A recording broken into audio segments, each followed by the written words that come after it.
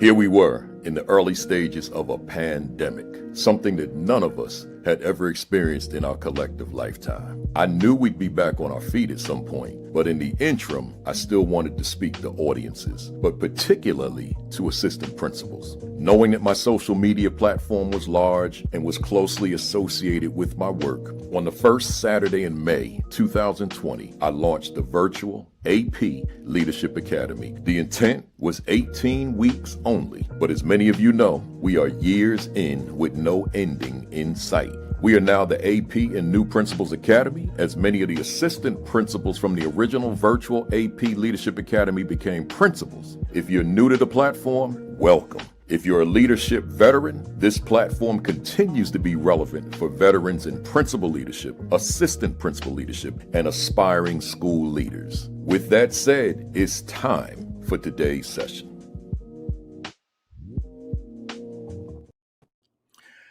And we are live.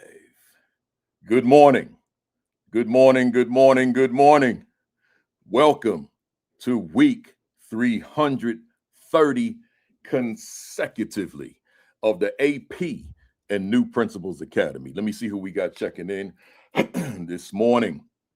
We got Dr. Makiva Jeter starting us off. As I heard Dr. Sheikha saying earlier, Coach Makiva Jeter, thanks for everything, as we keep saying to you, Doc. Retired Principal Dr. Makiva Jeter out of Calumet City, Illinois. We got Chancellor Davis, Las Vegas, Nevada, 702. We got Constance Sherrod, Pearl, Mississippi. Dr. Rachel Edoweki is in Maryland. Scott Wiley, 6265, is here from Chester, West Virginia. Lysandra Brackens is down in North Carolina. Takesha High is in Virginia.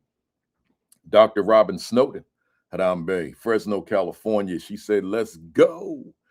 Mrs. Yolanda McKinney is checking in from Texas. Dr. Rella Hicks is in Augusta, Georgia. Dr. Sonia A. Matthew, working on that book, is coming soon, y'all. She is here, Maryland. Where we at? Oh, she said Maryland in the house. Rest in peace, Dr. Flip. We're going to talk about him in a few minutes. Marsha Poe, San Diego. That's my buddy out there, and that probably the best weather in America, right? Nadir Coley, Newark, New Jersey, Brick City. Rodney Richardson, Hampton, Virginia. Dr. Rella, Dr. Garcia, Edwin Garcia is in Passaic, New Jersey. He's here. Vanessa Zeskin is in Connecticut. Principal Otis Kitchen II is in Tampa, Florida. Stacy L. Joy, retired teacher now. That might sound weird, right, Stacy? Is in Los Angeles, California. Dina Freeman, I see ya, is in Queens, New York City. We got Create and Educate, Dr. Sheikha Houston, Dr. Tammy Taylor. Speaking of such, they just logged off. 10:30 every Saturday morning, Super Saturday. Started by Sean Hurd. I got to call him, man. He wasn't on. I hope everything is all right, right? But I'll reach out to him later. But Sean Hurd, 10 o'clock, followed by Dr. Sheikha Houston and Dr. Tammy Taylor with Create and Educate, 10:30, followed by us at 11 o'clock, and then rounded out to Sunday at 6 o'clock. Man, I've been having a hard time watching Sunday with Josh Tovar and Dr. Marty Moreno because I'm always traveling, right? We'll see what happens tomorrow. But that's 6 o'clock Eastern. All of these are Eastern times. Check us all out. Super Saturday on Saturday, but the four of us are the Fantastic Four. Free PD, great PD every Saturday and Sunday, right here live. Let's go. We got Chad White in Virginia. We got Jasmine Brown Harris in California. James Wilburn, where we at? Denton, Texas. Let's go. Dot Makiva Jeter, I said. Kenyell Session, Oklahoma City. Where we at? Oh, we got Haley Lane Couch. That's my milking sister. If you don't know what milking is, you better ask somebody, right? Good to see you, Haley. September Devon Vance is right here in Jersey. We got where we at? Coach Central, Killeen, Texas. Principal, Dr. Tammy Taylor. Hey, Dr. Taylor, you probably got to change your name now, right? You know you're not principal no more. Jocelyn Nelson, Orlando, Florida. I'm getting ready to shut it down, y'all. I got the big time guests, and I want to do some things here. Stacey Ann Barrett, I see you. New Orleans, Louisiana. David Bell, Benton Harbor, Michigan. I think I'm going to shut it down right here. I don't see my wife. There she is. I had to keep scrolling, man. I see the queen of the castle, the 25-room mansion. I always got to say, I'm just joking, y'all. Somebody be like, man, that dude. All right, I see. I ain't going to shout no more out, man. I'm going to end it with my wife. Hey, y'all, let me say to you formally, greetings. I should say good morning, greetings, and welcome to week 300 consecutively of the AP and New Principals Academy. Hey, man, I got them 2 questions that I ask every Saturday. I will always ask them every Saturday because they are most relevant. What were your wins last week? Why do I ask the same question? Because human nature compels us to focus on the negative, to focus on the losses, to focus on the challenges, the obstacles, the pressures, the demands. I get it. I probably do it too. And then we so focused on that we forget, but wait a minute, right there at the core were them wins. And I bet you everybody on here, you won last week. You were a winner, but you got caught up in the weeds, man, and you didn't see the grass. So I'm saying to you, never lose sight of them wins. Don't lose sight of the losses either, because you're going to convert them into wins. But in terms of your mental, emotional health, stay focused on them wins.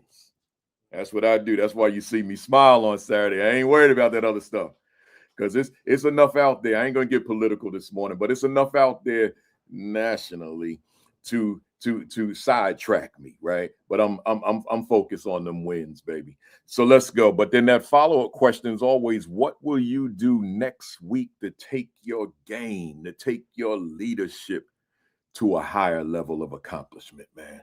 That's this now. Matter of fact, let's get it all here. That's this. I gotta turn this page. I don't want y'all to see what's on it. So that's this and this and this, right? So when you're planning for next week, you got to make sure that you got that pad. I could have put the computer on the screen, the tablet, the phone, but I like to go old school too. Right. So that notepad, that pen, and then you got that mirror, that's your game film. That's that self-reflection, self-assessment, self-adjustment, self-improvement, while never losing sight of self-preservation and self-care. Right. All right, let's go. I got announcements, y'all. Shout out to Boyertown Area School District in Boyertown, Pennsylvania. I never heard of Boyertown. And when since I'm in Jersey, I'm not going, there's no flights to Pennsylvania. It just doesn't exist without a connection. You want to fly to, so Philly is close to Boyertown. You want to fly to Philly? Well, then you got to fly to Charlotte from Newark, right, to get to Philly. So obviously we drive. So, man, it got to a point where it was just 2-lane streets, like these back roads, no lights, and deer all over the place. Man, I was scared, y'all. I'll speak because I said, what if one of these jokers run in front of me, man? I ain't never hit a deer in my life.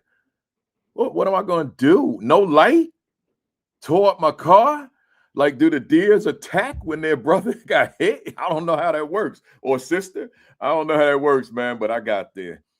Did that keynote. If anybody, that back to school keynote, if anybody from Boyertown is on, man, shout out to all of y'all. Y'all made me feel good, man. Had a good time with you. And then that line of folks that wanted to just rap, man. Shout out to Boyertown. Shout out to Stephanie Petrie, who was the one that invited me. Shout out to y'all. And shout out to Berwyn Alternative Pre-K 8 in Columbus, Ohio, under the leadership of my man, young brother, DeAndre Drakeford. Now, when I say alternative, it's not an alternative school. In Columbus, Ohio, they call the magnet school alternative, right? So, it threw me off because I was preparing for a couple of weeks for an alternative school presentation. And then I find out it's a STEAM academy, right? Oh, that's a different mindset, baby. So I had to readjust, right? So, but anyway, shout out to Berwyn Alternative Pre-K 8. Shout out to that staff, good folks in the room. Had a good time with them. Shout out to the principal, the AP, all of them, the whole community there. Good to be there. Let me do these announcements, and then I want to do my tribute this morning. Welcome to the first timers. If this is your first time because you checked in to see the guests that you know, or you heard about the tribute I'm doing, don't let this be your last time, right? I've been doing this for 330 consecutive Saturdays now. This is number 330. I haven't missed a Saturday. So that means 6 years. 6 years plus since the start of the pandemic, not the start, but the first Saturday in May of 2020 during the pandemic. This was just supposed to be a pandemic academy, and it turned out to be something I'll probably do until I can't utter words anymore, right? So if it's your first time, don't worry about the ones you missed. Go to the YouTube channel, AP and New Principals Academy. Again, AP and New Principals Academy. Hit the subscribe button and be part of that 25,900. It's almost at 26,000 subscribers now, but hit the notification bell. I learned something here when I was preparing for today. I didn't know I had this. Y'all bear with me for a second. Let me put this on the screen here. Look at that, boy. I ain't know I had that on StreamYard. Like and subscribe, baby. So listen, y'all. Hit that subscribe button, and then after you get that, hit the notification bell, which will pop up, and make sure you hit that like button, like all the platforms, right? So hit the share button, retweet, repost, tag somebody, text somebody, call somebody, let them know we are here, right? So for my other fantastic 4 colleagues, what make it you didn't tell me about this here? What make it y'all ain't tell me about this? Or maybe y'all saying, I ain't know, I know now. Yeah, don't ask me where that button is. I ain't gonna tell you. No, I'm gonna tell you. All right, let's go, y'all. Don't forget, September 5th is almost here. So starting September 5th, that's the first Saturday, and first Saturdays, I'm always solo, no guests. But as for those of you who are not aware, we're only gonna go an hour in that first hour, 11 to 12, and then we switch over to Zoom so that we can engage on whatever that topic was and anything else is on your mind, right? Not just engage with me, but engage with each other. So many of you have done what I asked you to do, but those of you who are new to the platform today or haven't been on in a while, if you want to be a part of our conversations on second hour on first Saturdays, then go to my AP New Principals Academy Facebook page, not my Principal Kafele Facebook page, as people have done. It will get lost there. I will not see it because I get a million inboxes on that page. Go to my AP New Principals Academy Facebook page and say, I'm in. That's it. Or I'm down. That's it. Just one or the other. And then put your personal email address. Next week, I'll be sending the link out. Next week, I'll be sending the link out. That is not to be posted. It's not to be shared randomly, but if you got some colleagues that you feel will benefit from being on with us, share it with them. But I do not want the trolls. I do not want the jerks. I do not want people that don't belong on the platform, right? So it's not for public consumption. I have not posted this, that I'm doing this at all. This is something I only talk about on this platform, right? Because I'm not looking for undesirable people to be coming on and wreaking havoc, right? So just be confidential with that link when I send it to you. Enough said there. I'll talk about it again at the end of the platform. If I got time, we'll see what time it is.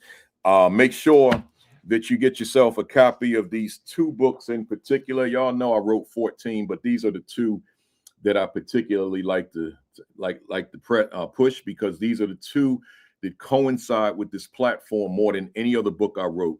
What is my value instructionally to the teachers I supervise, and the Assistant Principal 50, right? So get yourself a copy of both. You can go to Amazon, or you can go to ascd.org, which is now called ISTE ASCD. So you can go to ISTE.org, ISTE, ASCD.org, or you can go to Amazon.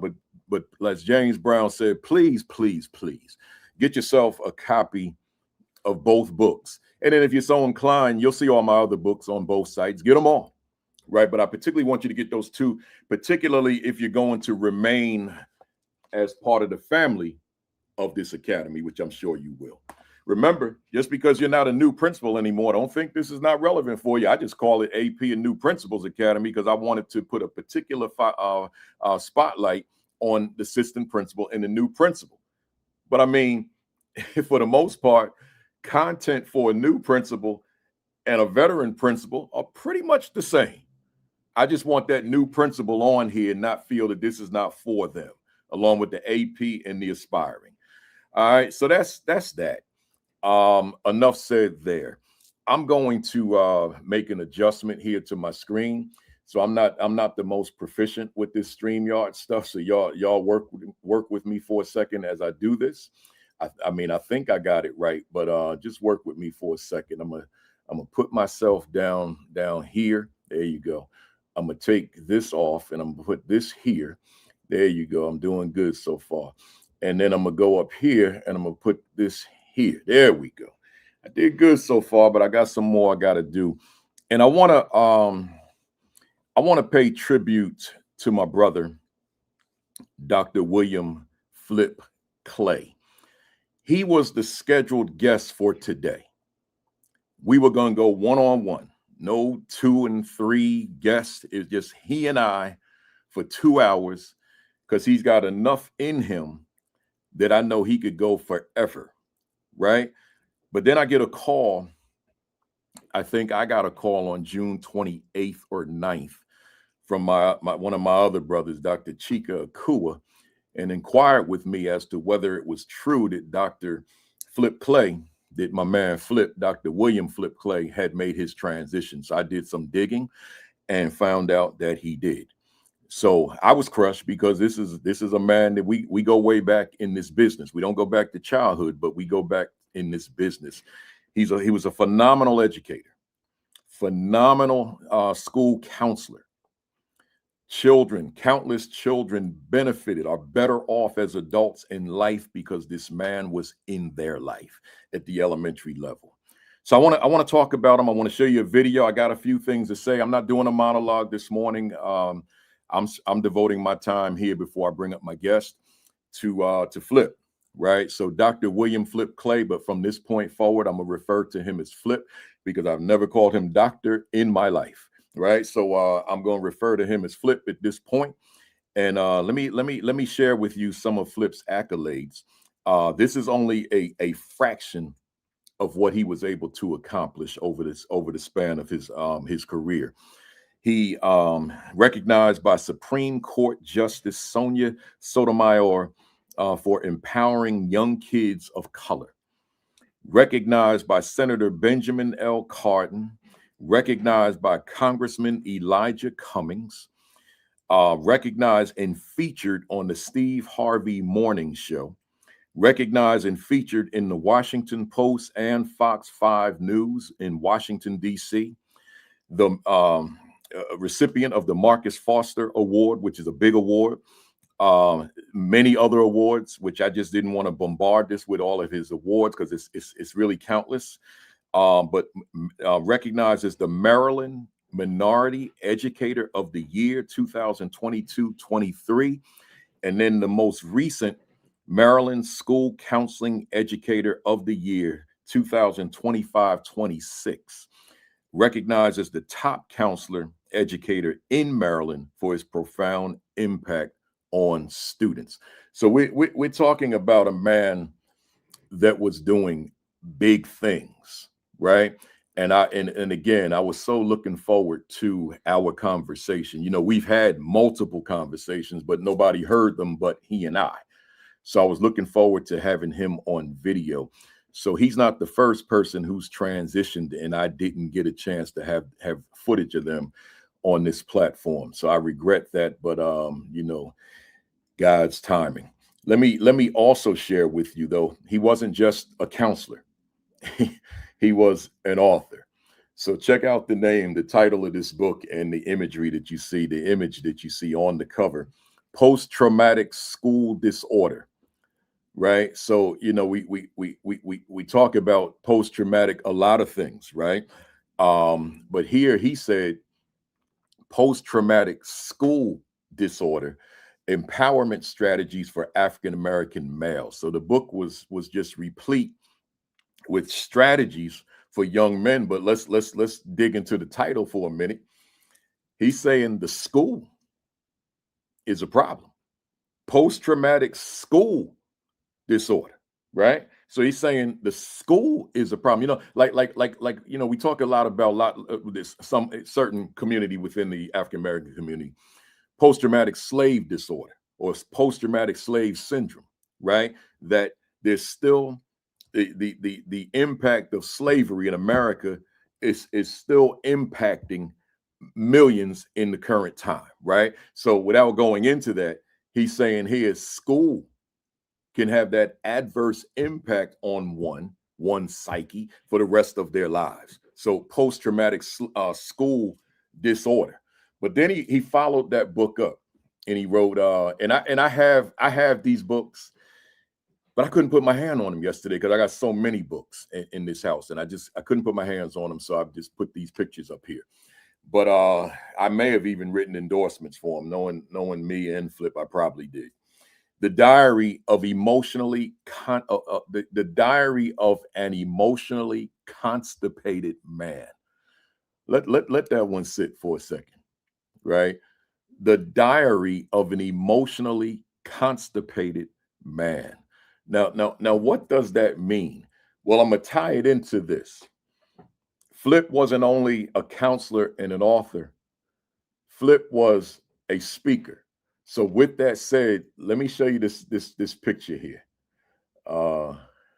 Take a look at that. That's not a bathroom. It's not a restroom. Flip was different. Flip spoke all over the country. I don't know how he did this. We never had the conversation, but Flip would speak with a toilet on the stage with him. Yeah, you heard me right.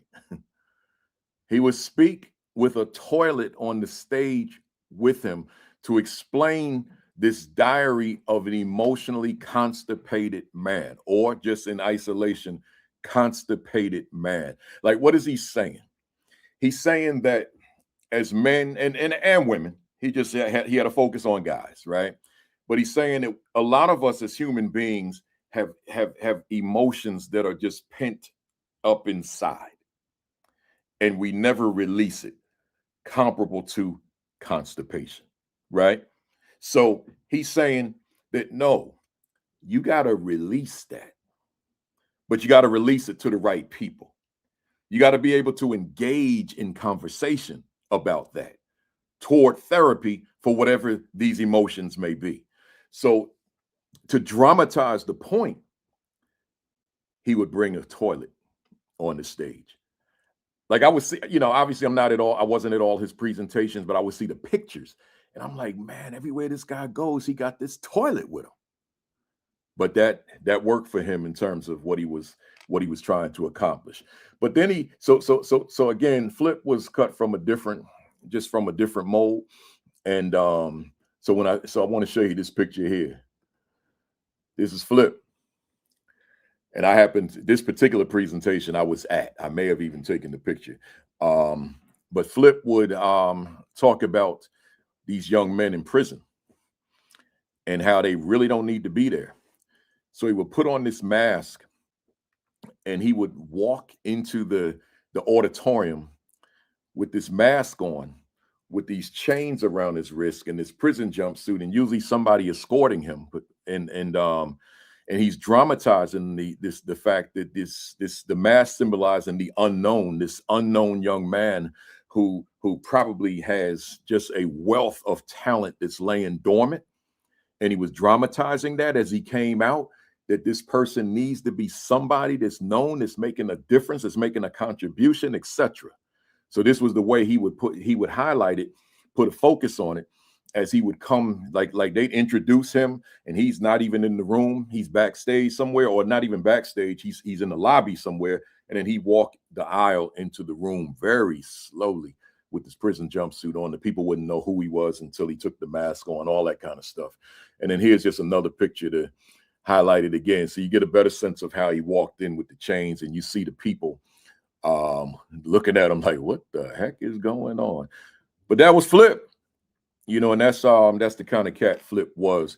So what I want to do now, I want to show you a video, right? So again, I'm not technologically savvy with StreamYard with this stuff. So I did practice. So let's see how it turns out, right? So let me let me hit that share button. And let's see how this turns out, man. I practiced all morning. Let's see if it works for me. Share screen, right? Click this here, right here. Hit share, right? And then let's see. Hit the, let me see. Yeah, it looks good. Let me go back and hit that button, on button, and y'all take a listen. The work that school counselors do every day doesn't often get the spotlight. And tonight we are highlighting a counselor at a county-run school who is showing up for his students every day. That's right. And this weekend, he's getting statewide recognition from his peers. Our very own CTV's Katera Jones is standing by in Clinton with more. Dr. William Clay has been working as a professional school counselor here at Walden Woods Elementary School for 4 years. And in just a matter of days, he will get awarded for his dedication to his students. This is what I love doing. It keeps me living, it keeps me going. This is Dr. Clay. He is one of 2 professional school counselors at Walden Woods Elementary School. This weekend, the Maryland School Counselor Association will present him with the School Counselor Educator of the Year Award. You put a lot of hard work in, and then the organization from the state recognize you as the school council, professional school council educator of the year. Man, it's wonderful. It's beautiful. Clay works primarily with pre-K to 2nd graders and often uses out-of-the-box tools and strategies to connect to the young learners, like these VIP passes he gives to kids that are showing improvement. Another tool he says is effective is this miniature toy toilet. And I correlate to say that sometimes something inside of you that you got to release it in order to feel better. And he's like, oh, so what is it that's bothering you? Because sometimes my boys will come here and they shut down. They're not talking. So that's one of my strategies that I use. 1st grader Brooklyn Rose is one of the many students that Dr. Clay works with. He talks to me if I'm sad, mad, or any expression. Dr. Clay will receive his award from the Maryland School Counselor Association this Sunday at the group's spring conference. Katera Jones, CTV News. Thanks, Katera, for that touching story. Dr. Clay has been working as a professional school counselor for more than 20 years. All right, I did good. Oh, there we go. I did good with that. I'm getting better. So yeah, and the last thing, y'all, let me just put myself back down here. I just want to show you these photos to kind of close this out. I was able to pull up some photos here, so here we go. This is like 2006-ish, and I think it's when we met. I'm pretty sure it's when we met, and that bond started to happen between us.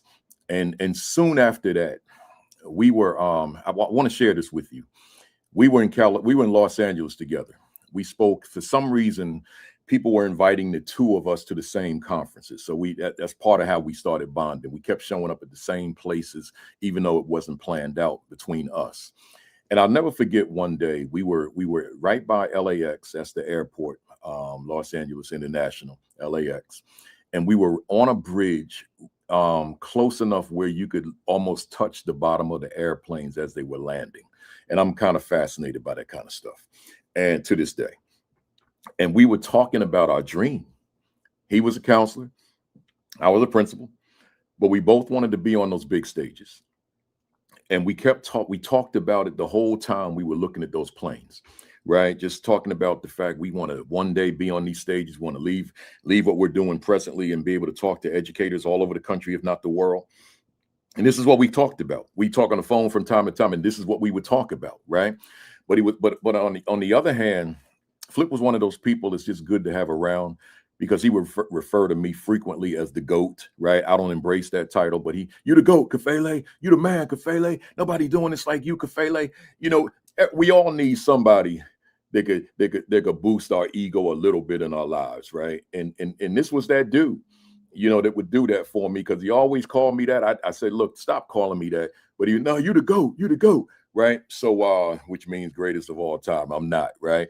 But it's always healthy to have someone in your life who instills that confidence in you that you somebody. You know, you somebody special. I try to be that person for a lot of people, right? But that's, you know, that's who Flip was for me, right? So let me just show you all a few pictures, and then I'm gonna get my guest on up here.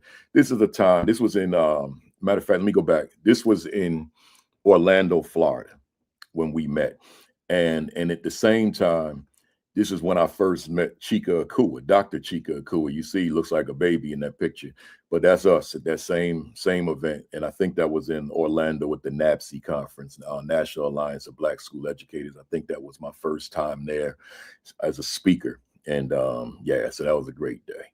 But let me show you some more. Here's Flip and I. We both got these plaques at a NABC conference in New Orleans. Right, New Orleans of Louisiana, and again, you see we both look young. That's a long time ago. Here's this was 2015, and NABC gave me the Hall of Fame award, and Flip came out that night. It was an evening program, but he came out to support me, and I never forgot that. Right, he came out to support me at an evening program in Detroit. At NABC, National Alliance of Black School Educators. Got two more, y'all.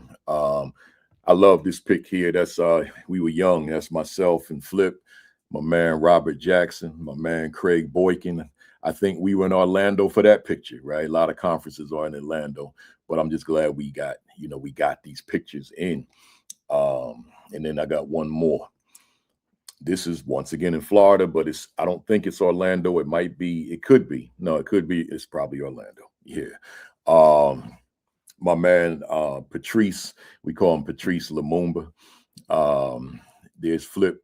There's Robert Jackson again. There's yours truly, my man, Tyrone Bates, who's right here in Jersey City. And look who's on the right.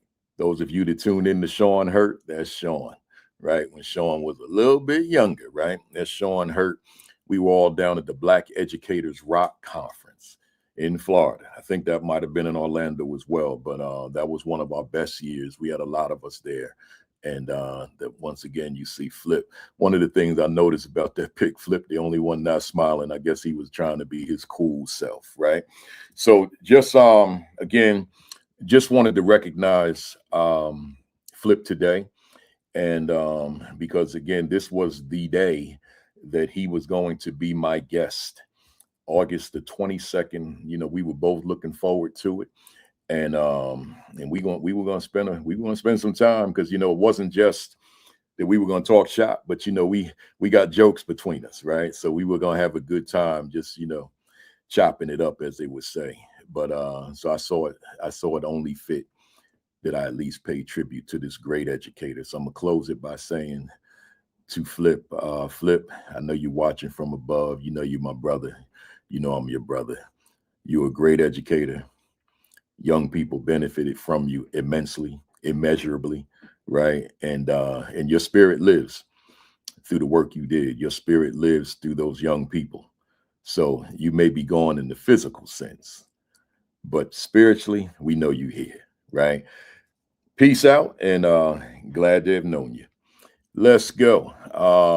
Let me readjust my screen. I did pretty good with the technology, y'all. I'm getting better. Let's see. Here we go. Here we go. Listen, y'all, before I bring up my guest, I want to say this to you. I don't, some of you would know this, most of you would not know this. My guest list is 5 years long. It's 5 years long.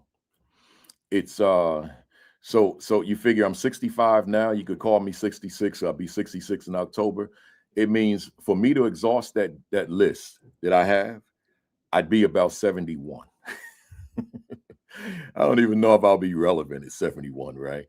But you know, that's where it's at. So, but from time to time, and for somebody on here that gets mad at me, that's okay. I got thick skin. I don't mind you getting mad at me. But from time to time, I meet somebody. and I say, I need you on right away. I can't wait 5 years for this. My guest will be up in a minute. One of them, Dr. Shantell Cook. She's a South Bronx girl, born in the South Bronx, New York City, first generation high school graduate, first generation college graduate. I have to assume first generation doctorate degree, right? And I met her. I was a speaker at a conference in Virginia Association of Secondary School Principals over the summer in June. And I saw her on the screen. It said Assistant Principal of the Year. So I introduced myself to her. And then she had a session. I went to the session and I said, look, I need you on this platform. Right. So we had booked it for a few months away. I don't know, maybe in the fall sometime. But then the vacancy happened today. And I called her. I said, hey, I need you on here. Right. So she jumped over all them people. I said, I need you on here. So she's here. And then she asked me, could her principal come on? I said, yeah. Then it turned out her principal's a superstar. So what I'm going to do, Shantell, get that camera on. I'm going to bring you up here now. And let me get them on up here. Let me get them on up here. Hi. What's up? Good to see you again. Good to see you. Good to see you. Yeah. So y'all see the names, so you know who is who. And I'm gonna read their bios in a little while. But I just want to talk about Shantell for a minute, which I'm not going to call her by her first name anymore today. I want to talk about Dr. Cook now. Again, I went to her session. I did the keynote, and then I'm not one that leaves after the keynote. That's not my style, and I don't respect a lot of keynoters that do. If I see you keynote, I want to see you go to some sessions, right? I want to see you go learn something from one of these breakout session presenters, because if I can get on my soapbox for a second, the keynoter is not who makes the conference, any conference. The breakout presenters are the ones who make the conference, right? That's where the real learning, the keynote, I mean, it's good. A lot of times it's rah-rah, but it's them breakout sessions. That's where the learning occurs. So I say the keynote is you make sure you go sit in some of them breakouts. Don't think because you the keynote and everybody saw you too big that you can't sit in a breakout session with 25, 30, 40, whatever it is in the room, right? So I go in a breakout session. I'm like, oh my gosh, she's the real deal. I go up to, I said, look, I need you on the platform, right? So then I spoke at SREB over the summer, and her and Principal Robinson Taylor were there. And she said, I got to get my principal on there too. I said, let's do it. Then I found out later the principal's a superstar, right? So and the husband is a longtime Facebook friend, my man Chip, right? So yeah, man. So we here. So let me share with you who we have on. Before I do me a favor, hit that share button, retweet, repost, text somebody, tag somebody, call somebody, let them know we are here, we live. We got some things to talk about as it relates to AP leadership that benefits children academically. I didn't say AP leadership that suspends kids. I didn't say AP leadership that puts kids in lunch. I didn't say AP leadership that loads buses. Yes, all those things are done. I didn't say AP leadership that supervises the cafeteria. All those things are done. I get it. But there's another piece to the AP, and that's academics. They didn't give her that award because she was the best cafeteria clerk. That's not what happened, right? There was something happening that's moving the academic needle, right? So let me read about first Dr. Shantell Cook, a passionate educational leader who believes every student deserves to be seen, supported, and given the opportunity to succeed. We could do the whole session just on that one line. Born and raised in the Bronx, New York. I'll be there next week to see the Yankees. And a first-generation high school and college graduate. Her own journey has shaped the way she leads with resilience, compassion, and a strong commitment to children. Dr. Cook currently serves as an assistant principal at Huntington Middle School in Newport News Public Schools and has more than a decade of experience as a science teacher, instructional coach, and school administrator. She was named the 2026 Virginia Secondary Schools Principals outstanding high school assistant principal of Virginia, for her leadership and dedication to student success. Throughout her career, Dr. Cook is focused on finding practical ways to help students succeed both academically and behaviorally. I want to read that sentence one more time, y'all, and I think for obvious reasons. Throughout her career, Dr. Cook is focused on finding practical ways to help students succeed both academically and behaviorally.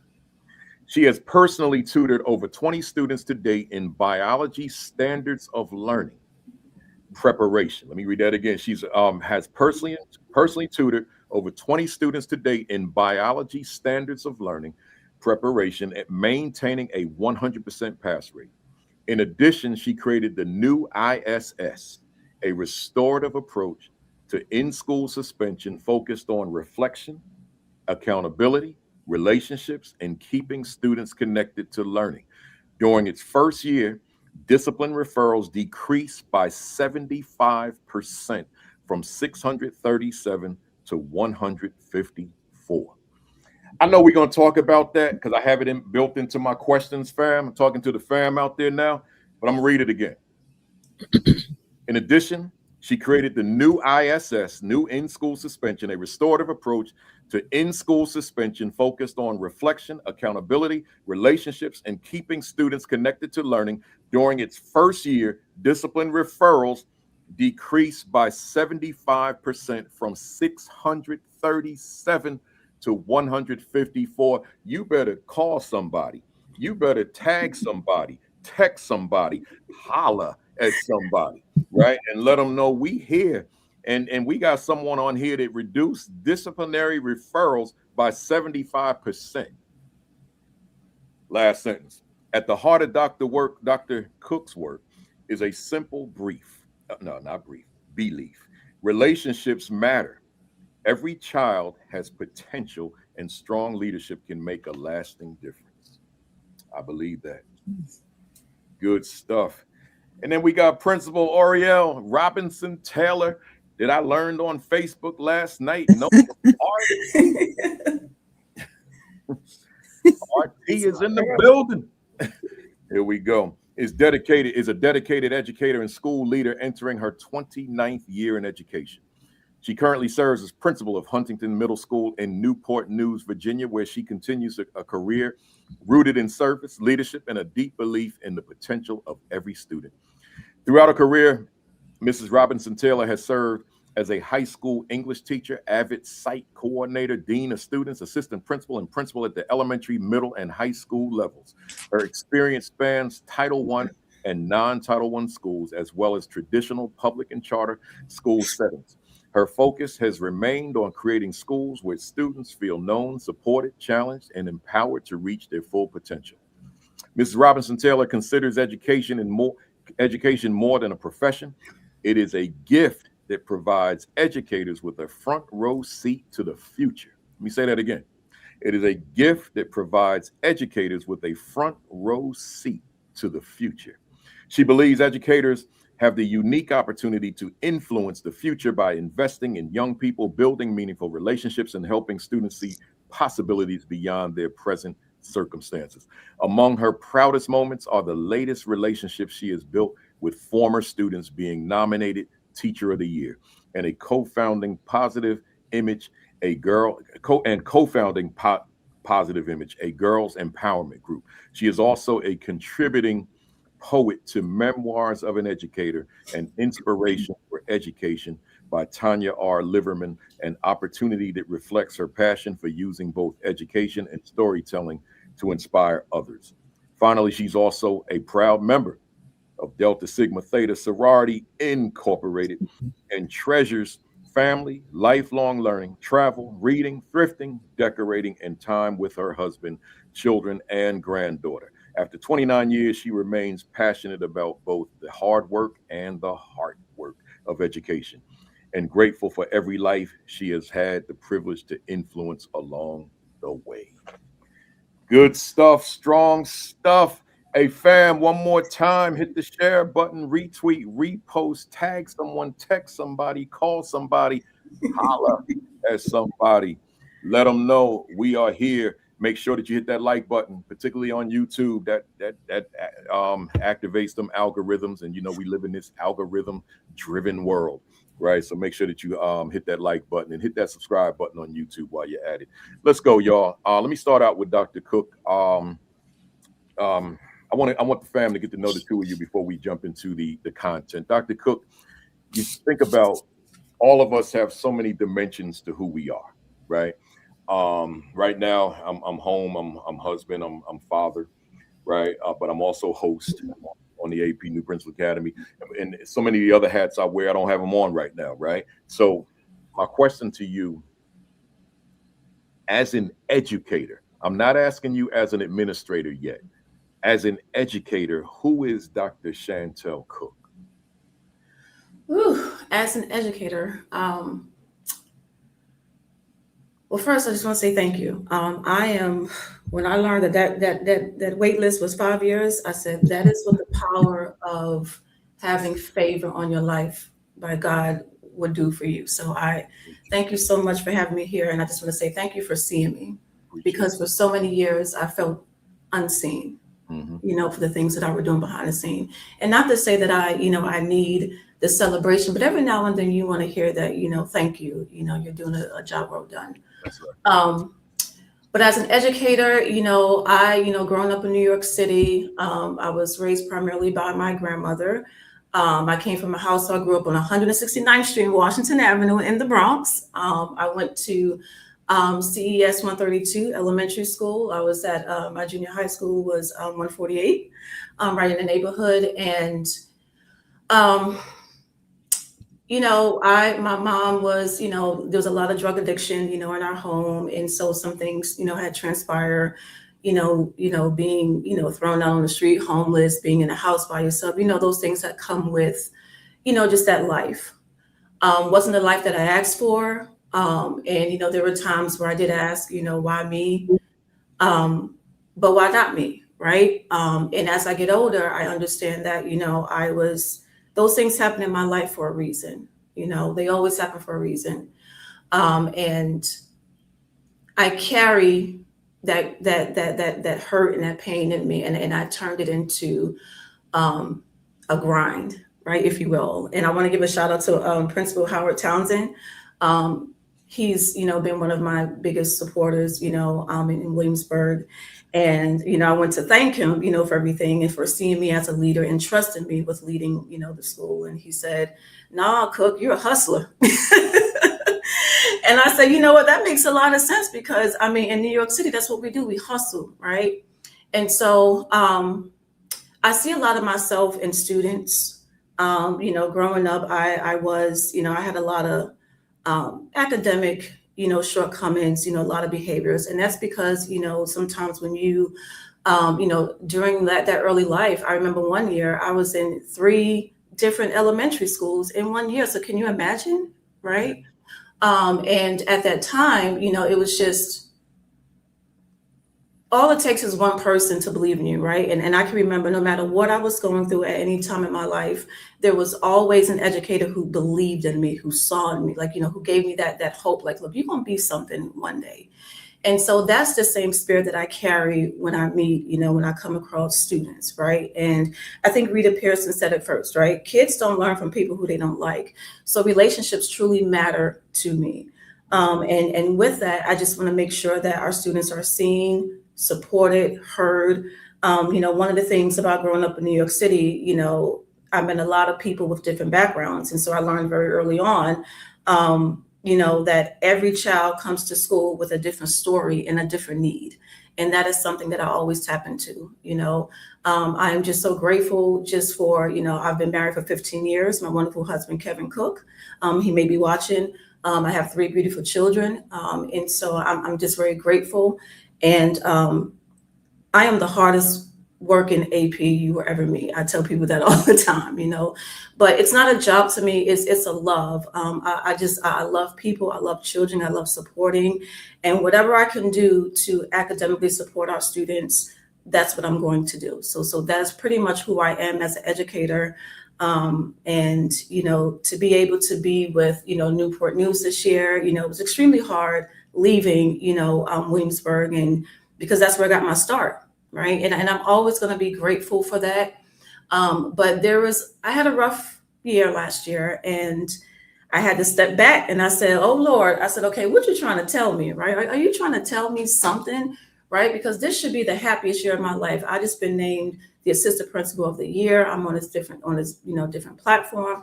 And I said, you trying to tell me something, right? And he said, just trust me. And so sometimes God will make you uncomfortable, and he'll make things happen in your life when he's trying to promote you and catapult you, right?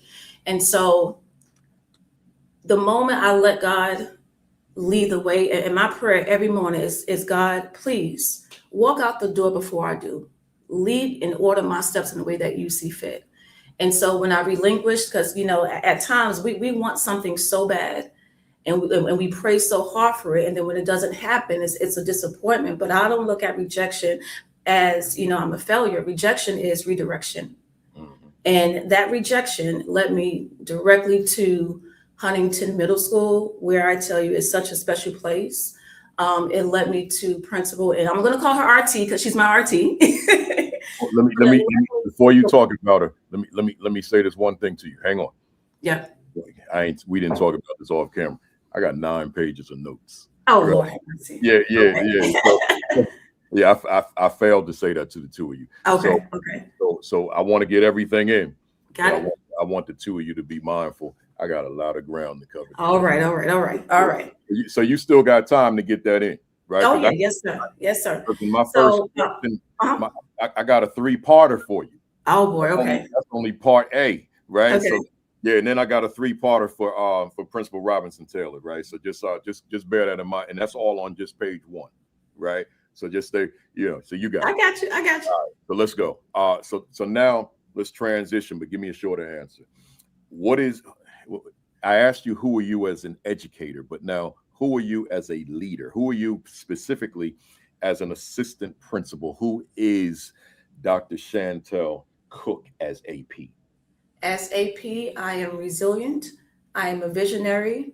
I don't like to be put in a box, right? And so oftentimes people like to put assistant principals in a box, like we're just disciplined, right? If I see an issue, like for example, we had a young lady a few years ago when I was in Williamsburg who, she was two days away from graduating high school. And our counselor at that time came and was like, Cook, what are we going to do about this girl? And I said, well, I'll go into action. I have a degree in biology. I taught biology. Why not? And so I met this young lady 2 days before her graduation. And I went to her. I said, look, do you trust me? I said, do you believe that I can, help you? And I said, now I can give you all the tools that you need. But if you don't believe in yourself, what I give you, and if you don't receive it, it's going to be null and void. And so I sat with her, tutored her. That young lady graduated that next day. And so I believe that, assistant principals is more than just, we wear a hat of more than just being disciplinarians, right? I don't like to be put in a box. So yes, I always said, if I get that leadership position, I'm going to remember what it feels like to be in the classroom. So definitely I am an out of box thinker as a leader.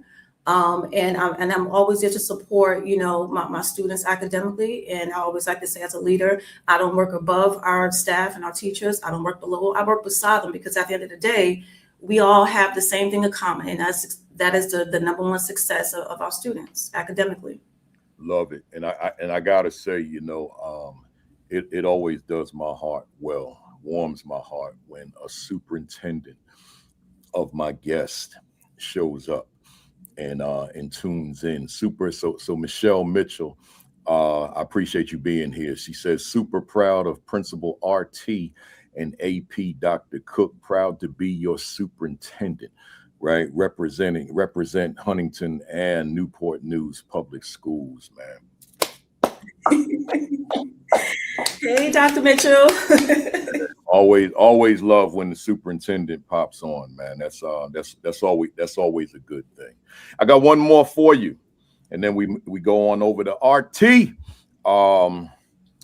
Dr. Cook, you are young and accomplished. You got a whole life ahead of you. Talk to us, and you did, but I just want to put it in a formal question. Talk to us about your drive. right? Your drive to be successful at what you do, including wherever that drive is coming from. It's not that I want to be the best, but that drives come from because I want to do what other educators did for me, right? Like I said, that drive comes just from, that grind and, that New York mentality, oftentimes, I just sit back and, I analyze and, and then out of nowhere, I just pop up and like people are like, oh, what you been doing? No, I've been working behind the scenes, but that grind comes just from, just staying faithful in prayer and just keeping my eyes on the prize. And, I'm a very team oriented person. So whenever I get, connected, with a school and a principal, it's just, keeping that same goal in mind. I mean, that grind is just always in me, and I'll tell you this, I've heard, over the years, a lot of people, when they hear where I'm from and then they think about the life that I had, they try to count me out. Mm-hmm. You know what I'm saying? I'm like, no, we're not about to do that. You're not going to count me out. And so I am in the business of proving people wrong. So that is my grind. When you tell me no, okay, I'm going to show you better than I can tell you. And I do that within my work. And so there is nothing nobody can ever say about Dr. Shantell Cook. Nobody, because I'm always going to do my job. I'm always going to do what's best for our students. And as an educator, I take out that personal stuff, right? I'm a breast cancer survivor. Okay. I remember being, I got diagnosed in 2016, just 6 months after my son was diagnosed with cancer. Right. And so that grind and that fight is always in me. And I remember when I got diagnosed with breast cancer, I could have been like, you know what, I'm just about to give up and I can't do it anymore. But no. And I remember that very first year when I got diagnosed, I was just in the first semester of getting my doctorate degree. And shout out to Trevecca Nazarene University in Nashville, Tennessee. And I remember going to, the director, and I said, look, I just got the most devastating news in my life. And they were like, well, they gave me a chapel. They said, look, if you want to go ahead and, just take a semester off, go ahead and do it. And I said, I'm not going to do that. I said, because I'm going to fight and I want to show. And at that time, I was also a classroom teacher. And shout out to Kenwood Middle School in Clarksville, Tennessee. But I was still a middle school science teacher. And I said, I want to show my kids what it looks like when life throws you lemons. You make lemonade. Because life is going to be hard. It's about how you deal with it. And it's about how you react to things. And I had a double mastectomy, 2016. And it was the day before Thanksgiving. That next day I had a paper due, literally just came off the operating table and I'm typing my paper. I'm going to school, I'm still in school working, going through chemotherapy, things like that, and then making sure I'm getting back up every morning and I'm going to work. That is what ground looks like. That's where it comes from. I have that fight and I'm not going to give up. And I wanted to show my kids the same thing. When life throws you lemons, you make lemonade. We can't control things that happens in our life, but it's how we respond. And God bless you, and I knew that, but, continue prayers to you regardless. God bless you. Thank you. Yeah. And on another note, with my sister here, Miss Yolanda McKinney, she said to me, sorry, Kafele, sounds like she's a storyteller. She said, you're going to have to adjust them.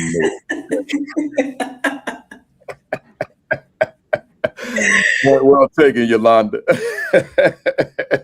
Because I'm gonna let her be her, right? So Principal Robinson Taylor, appreciate your patience. Let's learn about you first before we jump into our topic today. Same question as an educator. Who are you?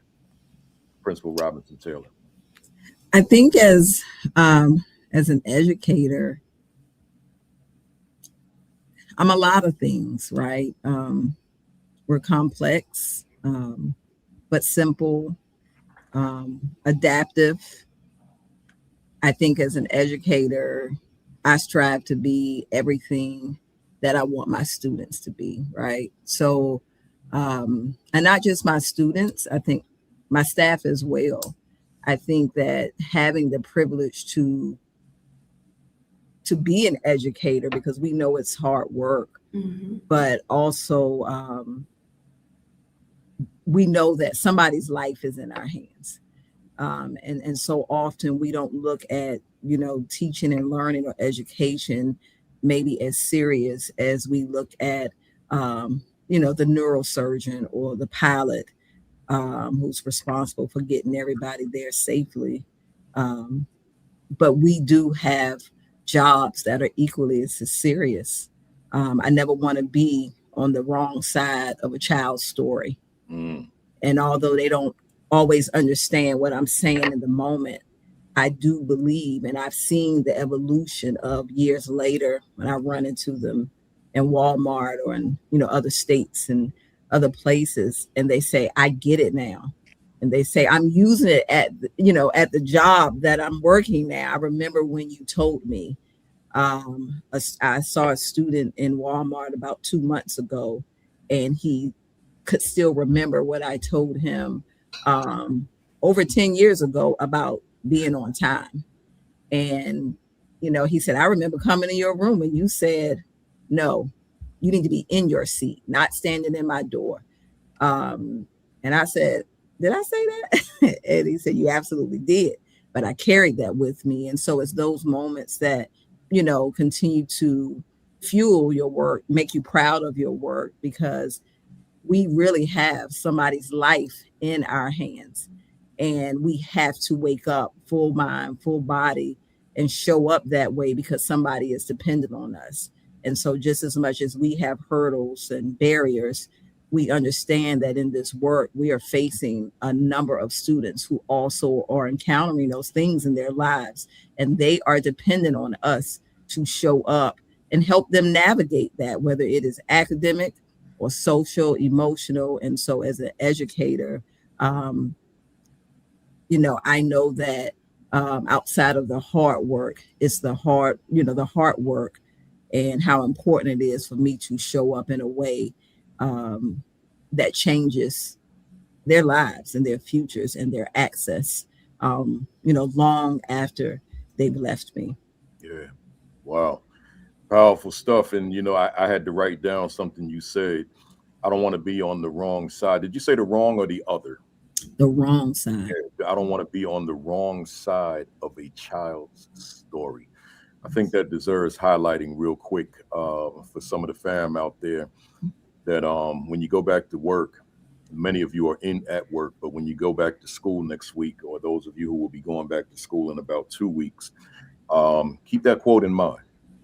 I don't want to be on the wrong side of a child's story, right? Because we all got a story, and a part of our story is our educational experience.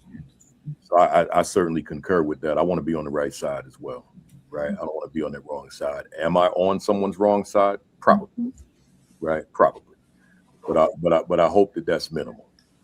Let's go. So what about as a principal, Robinson Taylor? Who are you as a principal? So I think, as a principal, I think my goal is to, of course, lead students, lead and guide the instructional work that we are trying to build for students, of course, not just students, but their families, the community that supports and surrounds my school.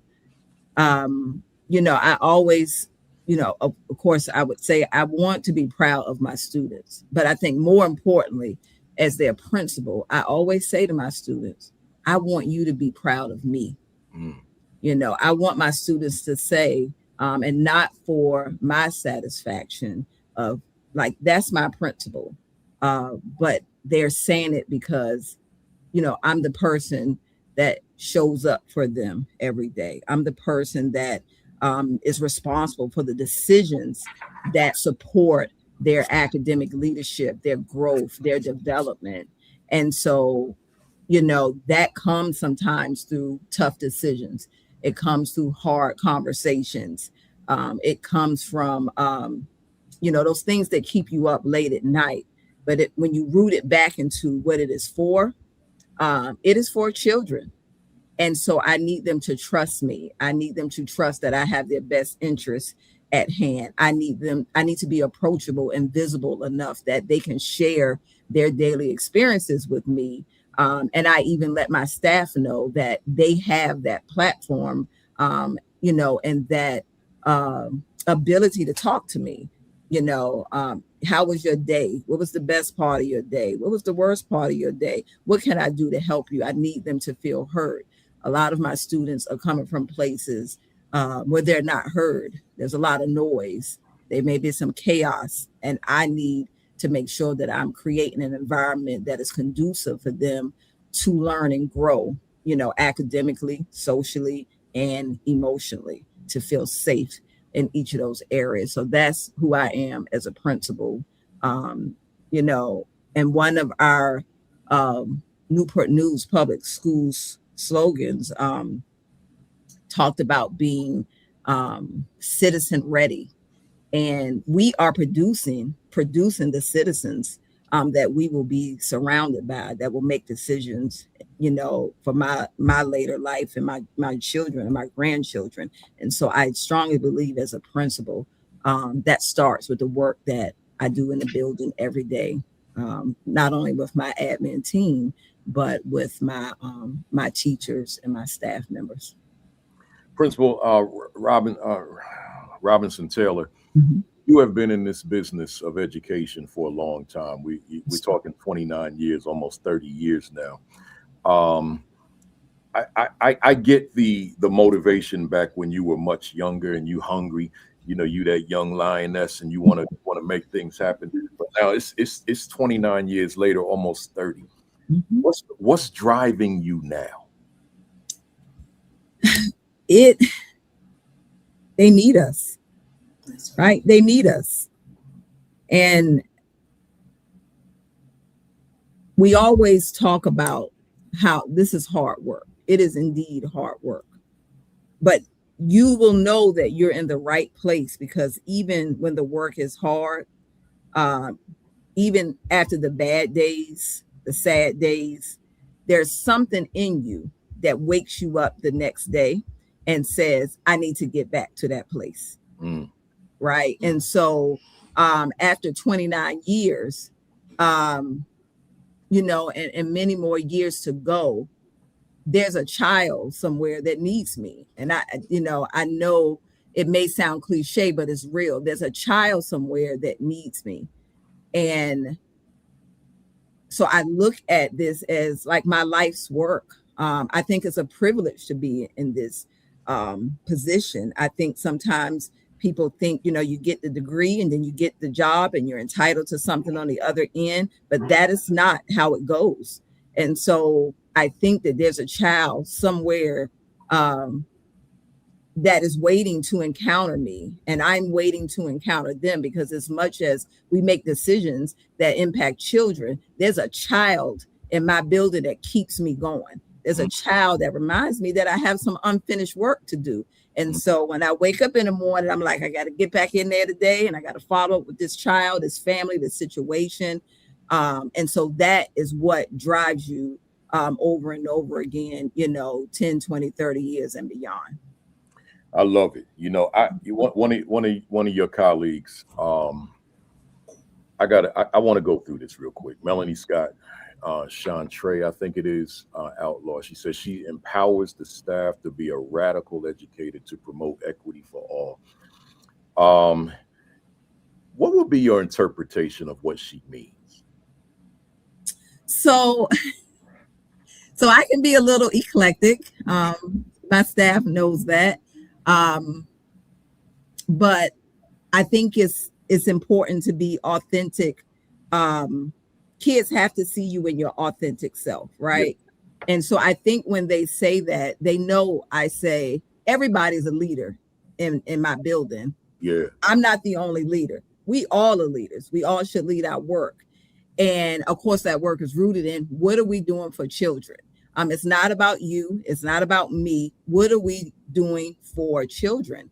And so I always say, as long as it's not illegal, immoral, or unethical, then I'm likely going to say yes. And so that has been my slogan for years. And sometimes they will repeat it back to me: illegal, immoral, or unethical. If it's any of those three things, we will not be doing it. But I think it is, when we say think outside the box, you have to move and think outside the box. Our superintendent said to us something that resonated with us in our leadership training, that, you know, what got you here won't get you there. That's right. And so it doesn't mean what we did before is wrong. What it means is we have to keep going back to the table to determine what does that next piece of the journey looks like to get us to that North Star. Right. And so it's important that we are radical about our work, because we are the leaders. We have to inspire the others. And I told my staff this year, you're here because you're the best. I need you to live in that and sit in that and move like that. You are the best. And I tell my students, I worked really hard this summer to put the best in front of you. Right. And so I need you to respect that in your behavior. But I also need my teachers to know that there is an expectation. And so I love my students and their families, because some of them are the leaders of their families, to have the best in front of them, whatever that takes, even if it means it's a sacrifice for me. That is what we owe them in our work. I love it, because that, you know, that statement that she made, that's like, for me, it's an extreme compliment. You know, for someone to recognize that in terms of who you are as an educator and your approach to staff. And that's why I wanted to highlight it. That's an extreme compliment for me. You know, so good stuff. Let's go, Dr. Cook. You know, so going back, and then I'm soon going to transition. I guess I'm kind of getting there to the actual topic, but being recognized as assistant principal of the year by such a prestigious principal organization, all right, Virginia Association of Secondary School Principals, under the National Association, which is now the National Principals Association. Give us an example of what it is that they may have learned that you were doing that was so impactful relative to your work that they saw it not in error to bestow such an award upon you. Well, first, I would say first it was me thinking outside the box when it came to ISS, first and foremost. And, you know, that was, for me, you know, we know in education that sometimes the resources are not there, and sometimes we just have to get creative with what we have. But, you know, if we want our students to academically perform and do well, that means that they have to be in the classroom, right? That instruction time is important. And I think sometimes people forget that, yes, right, you know, they are still in school, they are isolated in a room and sitting in ISS, but they're not receiving that one-to-one face-to-face instruction. That's important, right? Because if a student sits in ISS for 7 hours a day, you add that up by the end of the week. Think about how much instructional time they're missing, right? And so when I saw the need, when we had those numbers, and, you know, I would oftentimes, you know, go down and I would visit the students in ISS, and I saw things where students were not engaged at all. They were either sleeping, they were either upset, you know, refusing to do things. I remember I walked in, one young lady was braiding hair. I said, oh no, we're not about to do this. And so I started analyzing the data. And the one thing that stood out to me was there was a lot of repeat offenders, right? And so the question I began to ask myself, and I had a discussion with my principal at the time, I said, what are we doing to help change that behavior, right? What can we put in ISS and make it more structured? And so I think that's one of the things that stood out in order for them to, you know, give me such a prestigious award. And so the one thing that, you know, when we talk about the new ISS, right, the goal is that the new ISS is not just simply about removing a student from class. It really focuses on helping students reflect, right, learn, take accountability, and really in order to get them successfully back into the classroom and in the school community.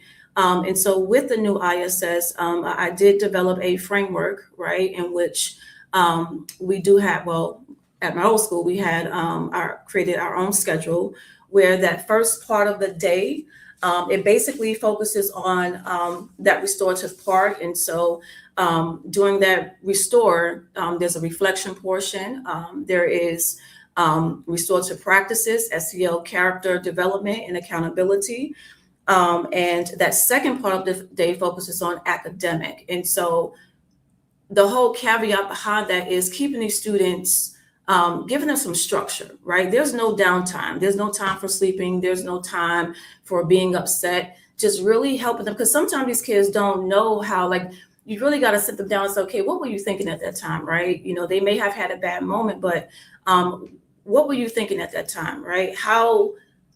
Think about how you made that other student feel, or think about how you made your teacher feel. So it's really about them really reflecting and just becoming a better student academically, but also, like Ms. RT said, you know, we are, you know, these students are going to be citizens out in the world, and they need to have those skills to be able to, you know, have a conversation, or just they need to have those real world skills. And so for me, my whole philosophy around the new ISS and my goal is, what does this student need to learn from this experience? So that way we don't keep seeing that recurring or that same behavior, right? Whereas the old ISS, or the traditional ISS, just simply asks, okay, so how are we going to punish this behavior, right? And so that was pretty much the main goal, and that was important to me. So I do think that was the one thing that really stood out. And, you know, and taking a look at those numbers, and I wanted to share some of those numbers today. So I started ISS, the new ISS, the full year was in 2023, 2024. So we started out with those numbers, 637. That second year, after a full implementation, we reduced by, again, to 154. Now, of course, in education, you got to stay flexible, and there's always continuous learning, right? So we did go back behind the scenes and kind of refine some things. And that's when we brought in on the Medal of Honor character development program. So this year, I'm proud to say that at Jamestown High School, we did end with 89 referrals. So from that very baseline of 22-23, we reduced ISS referrals by 86%. So the work is there. It can be done. Wow, that's commendable. Let me stay with you here. According to your bio, you have focused on finding practical ways to help students succeed both academically and behaviorally. You have personally tutored over 20 students to date in biology standards of learning preparation, maintaining a 100% pass rate. I want to look at the academic side of your assistant principalship relative to that. Talk to us about the assistant principalship, about your assistant principalship relative to being able to benefit students academically, including what your biology students were able to do while you were in that capacity of assistant principal. So with that, you know, I think I'm a data person, you know, and for me, you know, you really sometimes you just have to meet those students where they are, right?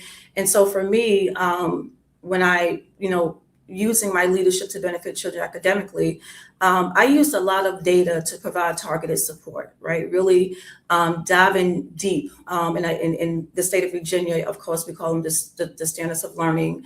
But basically, I utilize something called the student detail by question report. And I break down those standards to the meat, to the bones. And that pretty much shows me where the gaps are, right, with learning. And so once I figure out what standard those students are having deficits in, then I'm allowed to really break it down and create those real world examples and opportunities for students to understand. With that, academically, I believe in order for students to perform academically well, you also have to remove those barriers that interfere with learning, right? And that's where it came through, with our restorative practices, right? In my redesigned ISS program, really helping students to understand their behavior, right? How to repair that harm and really get back into that classroom and ready to learn rather than just simply focusing on that punishment. So, for me, it was really diving deep into that data. Like I said, really breaking it down, making sure that those students really understand, those standards. Yeah, good stuff. Good stuff. I'm just keeping it moving because I want to interject on all of these, but I'm thinking about the volume of notes I got. So let me just keep it moving. Principal Robin Taylor. I got Robinson Taylor. I got two for you. You consider education, as I read in the bio, to be more than a profession. It's a gift that provides educators with a front row seat to the future. Can you break that down? What do you mean by that? So I think it extends from what I said earlier about the way that we show up today really designs the future, right? And so we have to make sure that we are, teaching is that profession that impacts every other role in the world, right? And so we ask people all the time, like, who's your favorite teacher? Or, and I even ask my staff, like, who was that person? I heard Dr. Cook say earlier, that power of one, right? And so one of the things that I strongly believe is that, the knowledge, when we look at this from an academic lens, like the knowledge that we give them gives them freedom, right? But the education gives them access. And so we have to make sure that we are creating this picture for our students that no, school is not always fun, but it's necessary. You're going to have some fun moments. You're going to have those moments that you look back and remember, but we have to also help them make the connection of the things that you are doing now are going to show up in some way, shape, or form later in your life or at some point in your life, and so I think that we have to make sure that we are making students a part of the process. Like teachers are setting goals, principals are setting goals, school improvement teams are setting goals, but are we making sure that students are setting goals and reinforcing that process with them, of going back, looking at it? Even when our students come back in this year, we're going to take last year's data and say, like this, profile of a student, like this is you. And one of the things that we became more intentional about in our building was, especially when we looked at discipline, like how do we connect with the parent when this student has behaviors that are, maybe driving us crazy or frustrating us or frustrating the teacher. But we bring the parent in a conference and we speak only about the behavior, when in actuality, my belief is pull the data in front of the parent. Right. Tell them where their student, this is your child's Lexile score, ma'am. This is where they should be at this grade and at this age, or, just maybe the window of where they should be, so that we are also building school language for parents, because parents send us the best they have. They are turning their child over for us to do our job. But instead of talking about the behavior solely, I think we need to tap into the instructional work that we do every day to build their children, so that they then know the language, and then they know what we're working toward. Like, we're working to change behavior, but we're working to change the behavior because your baby cannot become stronger instructionally and academically if the behavior is in the way of that. Mm-hmm. You said something. I want to go back. You talked about goals. Everybody having a goal or having goals, but the student not necessarily having goals. Let's stay there for a minute. Mm-hmm. For whatever the reason, it's probably rooted in the way my mom was staying on me when I was coming up. Who's on the call, by the way. She hasn't missed not one of these over 330 Saturdays. 91 sitting on the bed watching us right now. But I took what she was instilling in me into the classroom. And I said, every student has to have academic goals. So that we project on the first day of the marking period what your goal will be. by the end of the marking period. Those were written on index cards. They were posted on a portion of the wall that was 4 goals. We called it the goal wall. And then you had to have a strategy with it, right? What's your plan at home and in class? And I know to this day why the honor roll numbers increased the way they did, because now the grade became a goal, right? So when I became principal, I did the same thing throughout the building. So now when I walk into a classroom, I can literally go to that portion of the room, that portion of the wall, and see what the student wrote as a goal for that subject area, and what the plan was. And now I can hold the student accountable with the teacher.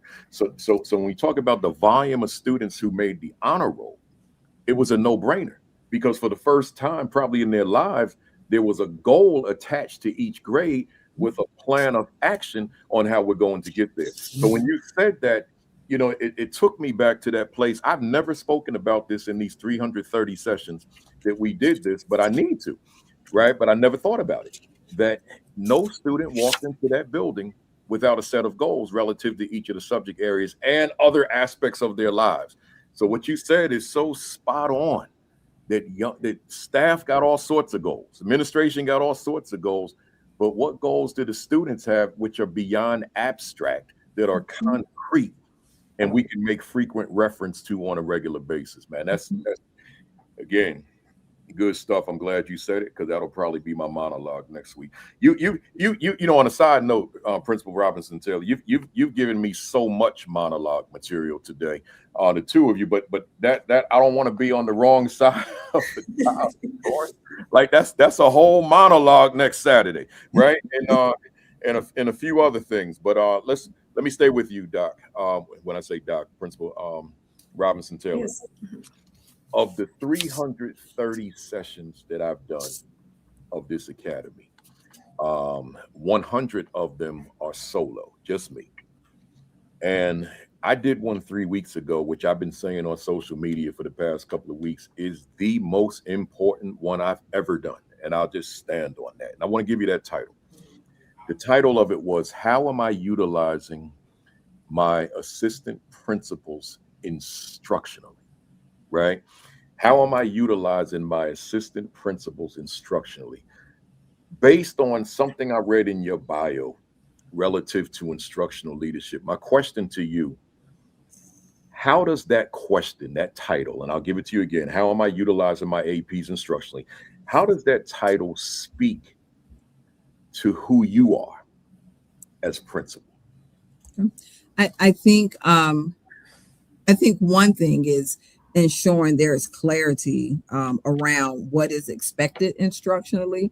I think, and that starts at the district level. I think our district does an amazing job of identifying and communicating, like, what do we expect to see from our school leaders instructionally. And as you said earlier, like, we know the other things are there, right? But we have to make sure that we are making room for assistant principals to not be, as Dr. Cook said earlier, that I'm just sitting somewhere and doing discipline. And so I think my responsibility is to ensure that we have systems in our building and expectations and clarity around what those things look like, so that we are making room for them to do that work and empowering them to get into classrooms. And I think that comes by way sometimes of visibility too, right? Because the more we're in classrooms, we're not just observing teachers, we're observing students, and we're asking students questions about what are they doing instructionally. And so the more visible we are, it kills some of the opportunities for misbehavior sometimes. And so I think that, you know, my responsibility is to ensure that, one, I'm reinforcing the expectation of not only what the district expects, but what it will look like in our building, but then creating opportunities. And we meet every week where we are, we have informal meetings too. So we probably meet more than our, you know, that official formal, you know, weekly meeting that's on the calendar, we're always in conversation about what it is, who it is, and then trying to wrap those supports back around, those teachers. And so one of the things that we have it in our routine this year is making sure that we're pulling in the other instructional leaders in the building, our leads, our coaches, and so that we are calibrating our feedback to teachers to make sure we are driving the same things, right? And so that is very important. I think as the principal of the building, I also have to be the model of the expectation. And so I can't expect it from them if I'm not doing it myself, but also being responsible for keeping the instructional leadership and our use of data at the forefront of our work. And so I think that really is a large part of my role as the building principal. Love it, love it, love it.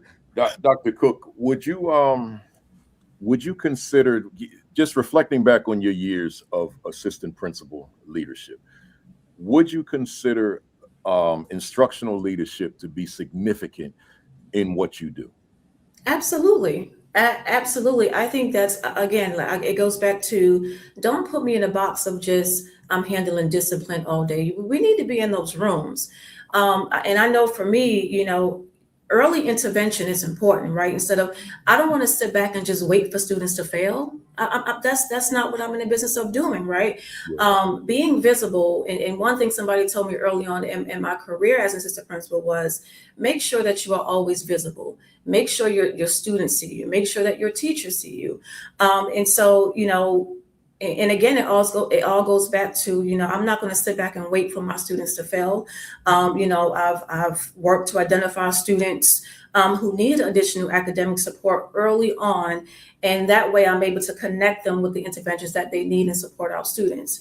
I would definitely say that one of the things that I've learned early on in meeting Miss RT was, and this really helped me out. When I'm trying to work with our teachers instructionally, she always says, well, what does that look like, Cook? What does it sound like, right? And look, she laughing because she that's one of her quotes, but that's really important. And we do have, the majority of our staff is new this year. And so I always keep that in the back of my mind, right? I know who I am instructionally. These teachers may not know who they are yet instructionally. So it's up, and I know that Miss RT is, she needs me to make sure I lead them. And then she always says, okay, so we got to make sure that, we have to make sure that we build our leaders, right? And shout out to Dr. Clark, Katina Clark, she's out there. We had an interview, and I remember she said, I was like, man, we have so many new teachers. She said, well, sometimes you're going to have to grow. You're going to have to grow and create your own superstars, right? And so that's exactly that's what my framework and my mind frame is at right now.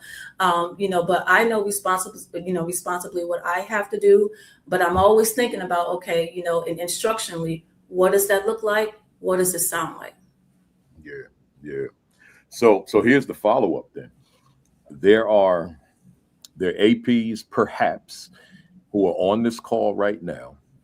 The majority of the people who will see this video are not on the call right now because most of the views are video views, not live views. So there's a lot of people who are going to see it later. So I want to speak to both groups through you, Dr. Cook. You answered me like immediately, bam, when I asked the question about whether or not it was instructional leadership was significant to your work.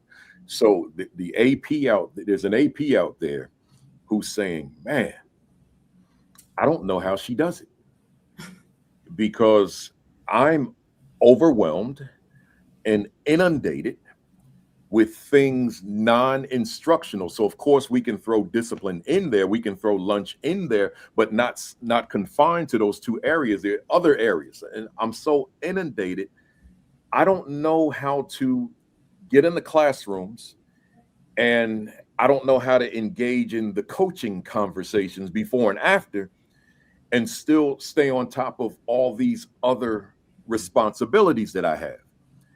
With that said, Dr. Cook, how would you respond? Let's set it up this way. You are doing a breakout session at a conference, and your audience is comprised of APs who read your description that you're going to talk about how to get out of the mode of the traditional AP of doing non-instructional, and now we're going to make sure that instruction is the priority. You're that presenter. What would you say to that group of APs? For me, it really starts with your leader, your principal, and what they allow you to do. I have been fortunate and blessed to work under great leadership where they know, for me, academically, instruction is that's the most important thing.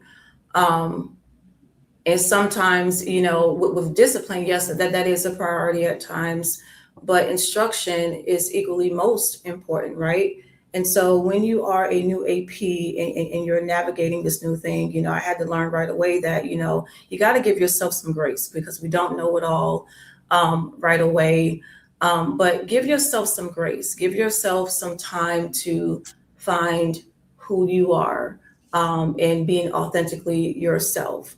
But I always make sure, again, it goes back to that principal, right? Or that leader that you're working with, and it's what they allow you to do. But I always make sure that,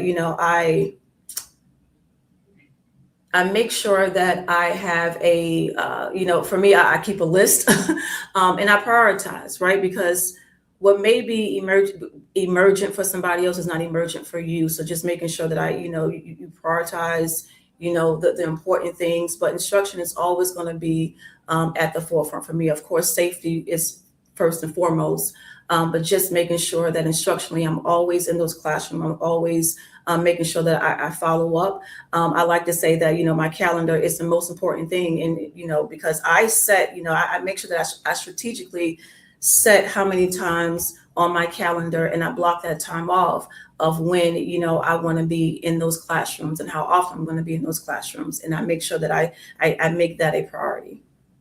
Love it, love it, love it. Principal Robinson Taylor, there's a principal out there, and I'm pointing this way because I'm looking at my comments, right? But there's a principal out there who is on the call or who will see the video later, and they're listening to us, and they're liking what we're saying, and they're saying, but man, I have an AP or I have APs, and I know how overwhelmed they are. I need them to be instructional leaders because there are children in those classrooms who need those teachers to be on point. But I don't know how to make that happen in real time, right? What is your advice to that principal that may be on the call right now taking copious notes that I can't wait to hear Principal RT respond to this question about how I can maximize my APs because right now I'm not getting that instructional component out of them. What would be your advice to that principal? And before you answer, let me just say hello to my daughter. So I see you. Hello there to you, Cabria. All right. So go ahead. So I think it's several things. I think one is the acceptance that people's journeys look different, right? So the way that I do it may not necessarily be the way that someone else can do it, wants to do it, is able to do it. But I think it again starts with, in our school improvement team, we talk about the North Star. Like, what is it that we're trying to achieve? And that comes also with the understanding that it's not an overnight success, right? And so one of the things that even I've just learned, even after 29 years, that you have to be an adaptive leader. And I think COVID taught us that. Every year it looks different. There's some things that are going to remain the same, but every year it looks different. So I think that in maximizing our APs as instructional leaders, I think it's first starts with clear expectations about what is expected. Our district makes that clear about how often we need to be in classrooms. But I think that we are, as instructional leaders in our building, are tasked with going into classroom and giving teachers feedback. Our primary goal is to grow their efficacy and their agency for the students that they're serving. They have to trust our feedback. And I can't trust your feedback if I don't see you doing the work. Like, I appreciate you being visible. I appreciate your open door policy. I appreciate, you calling me and asking me about, how my daughter is doing, whatever. But what they also need to appreciate is that I'm evaluating you on instruction. So I need you to trust my feedback, and you won't trust my feedback if I'm not having those instructional conversations with you, if I'm not getting in the classrooms and talking to you and to kids. And so I think that, as Dr. Cook said, putting it on our calendars, right? And making sure that, and after a while, it's just like when we say we teach people how to treat us. After a while, they will understand that, okay, they're going to be in this classroom, or we're going to have these instructional conversations. And that is the priority, because if the priority always becomes discipline and all of the other things that are real, they will become, those things then become a barrier to the instructional work that we need to do. And after a while, when you do it, it transforms your building. Your teachers will start to look for it. They'll start to expect it. My thing is build everybody up in the building about what great instruction looks like, so that they then understand how their work impacts that. I tell, my team members, like, listen, when teachers are in instruction in that classroom, don't keep interrupting their classrooms unless it is something that you have to interrupt them for, right? And so I tell my teachers, like, yeah, we're going to come in. You don't need to stop. You don't need to give me an explanation about what you're doing. But I think that we have to set that stage. And so I think planning it is the first thing. Like, it is on the calendar, and we're going to do it no matter what happens. I know my supervisor says to me when I come in, like, you keep going, stay with your routine. And so I think collectively, when everybody is respecting the work and understanding that instruction is the priority, like, we're not, the pop-ups and the parent pop-ups and different things. Even we teach parents, like, ma'am, Miss Taylor, Dr. Cook, Mr. Marson, they're in a classroom right now. And so after a while, the parents then start to understand that that is the priority. And I have two.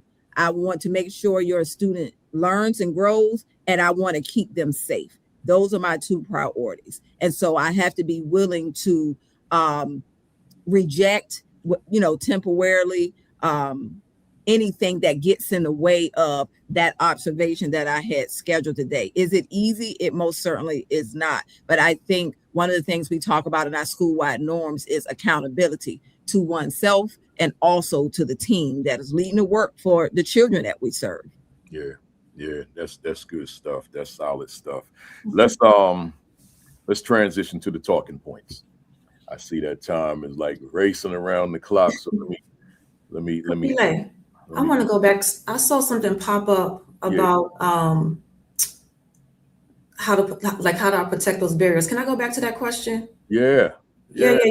So as I'm thinking about that, and I think one of the things that Miss RT had talked about was, just empowering our department leaders, right? That shared leadership, if you will, right? And so as assistant principal, my role simply is to make sure that we do empower our department chairs, and because everybody is a leader, just like she said, right? Everything shouldn't fall on me and everything shouldn't fall on her, because we all have that same responsibility. But I think that, like our counselors and other members of the leadership team, to own specific, responsibilities so that everything doesn't fall on you. And I think it all goes back to having those clear systems and those clear routines. And I think someone put in the chat also about how Miss RT, pushed her, as a leader. And so when you have those clear systems and you have those clear routines, that's when you're allowed to be more impactful and effective in the classroom. Yeah.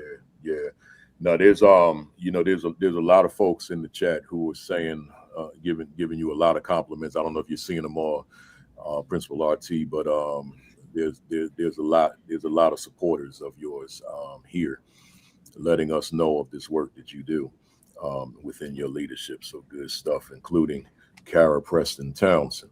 All right. Let's go. I appreciate that, Dr. Cook. Let's go to the talking points and go to number one. And this was you, Doc.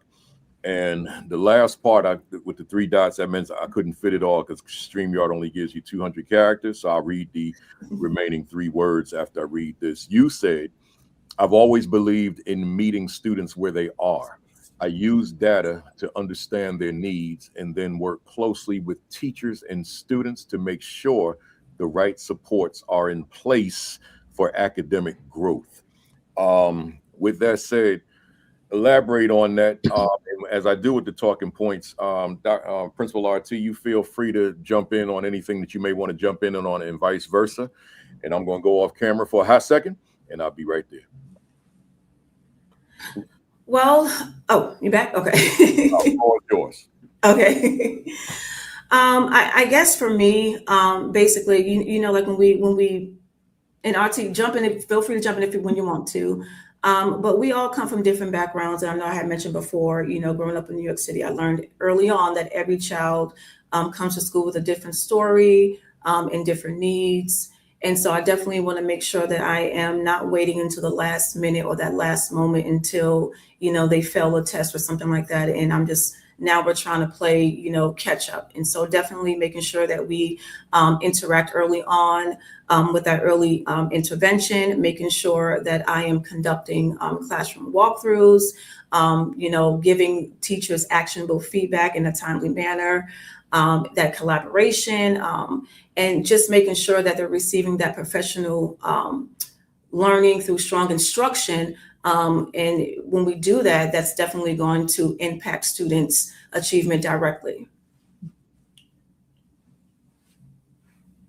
RT, you want to jump in? Sure, absolutely. So I think the first part of that is, you know, when you talk about meeting students where they are, I think it goes back to the goal setting piece.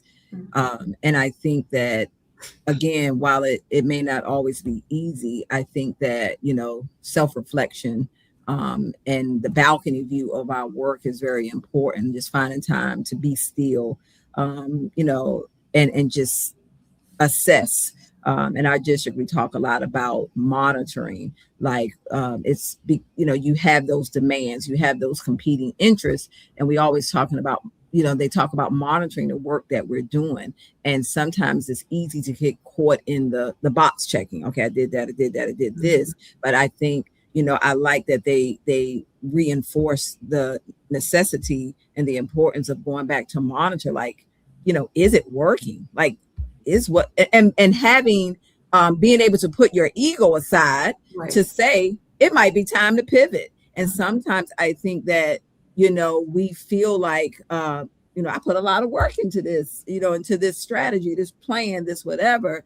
And so I have to be willing to pivot and say, not that it's a bad plan or a bad strategy, but is it working for the students that I'm serving? Is it working for what the data is telling me that they need? And being able and willing to pivot to get to that North Star individually and collectively. And so I think that, you know, instruction has to be at the root of everybody's conversation, from whatever lens that they, you know, we are working with them and they're working with us. But I think if we continue to do that, it keeps it at the forefront and everybody is clear about what we are striving for every single day. Yeah, absolutely. Can you imagine the mindset of an educator? Could be teacher, could be leader, could be whomever. And like that definition, meeting students where they are, you know, that's all of me, right? Meeting students where they are, ... as they are. So if I'm figuratively like down here somewhere and you trying to meet me up here, right? Like certainly bring me up there. Let's, you know, help me so that I can work with you to bring me up here. But right now in real time, I might be like down here. I need my teacher to come down here with me. And then we build together, because it's not like you just gonna pull me up here because I'm gonna be learning with you. Right. And I'm up here and ultimately I'm here. But I know that I'm aware that there are some opposing views to that. But I'm saying to whomever's out here in the world that may see this at some point, who has always disagreed with me on that, I'm telling you, I stand on that 10 toes down, that the teacher, the leader, the counselor, the whomever, you got to come down, you got to go down there with them. But you ain't gonna stay down there, because he ain't gonna stay down there. Right now we gonna build. So that now I'm up here where God intended for me to be, right? And that's good stuff. Good stuff. Let's go to this next one. Dr. RT. I call you Doctor, man. RT.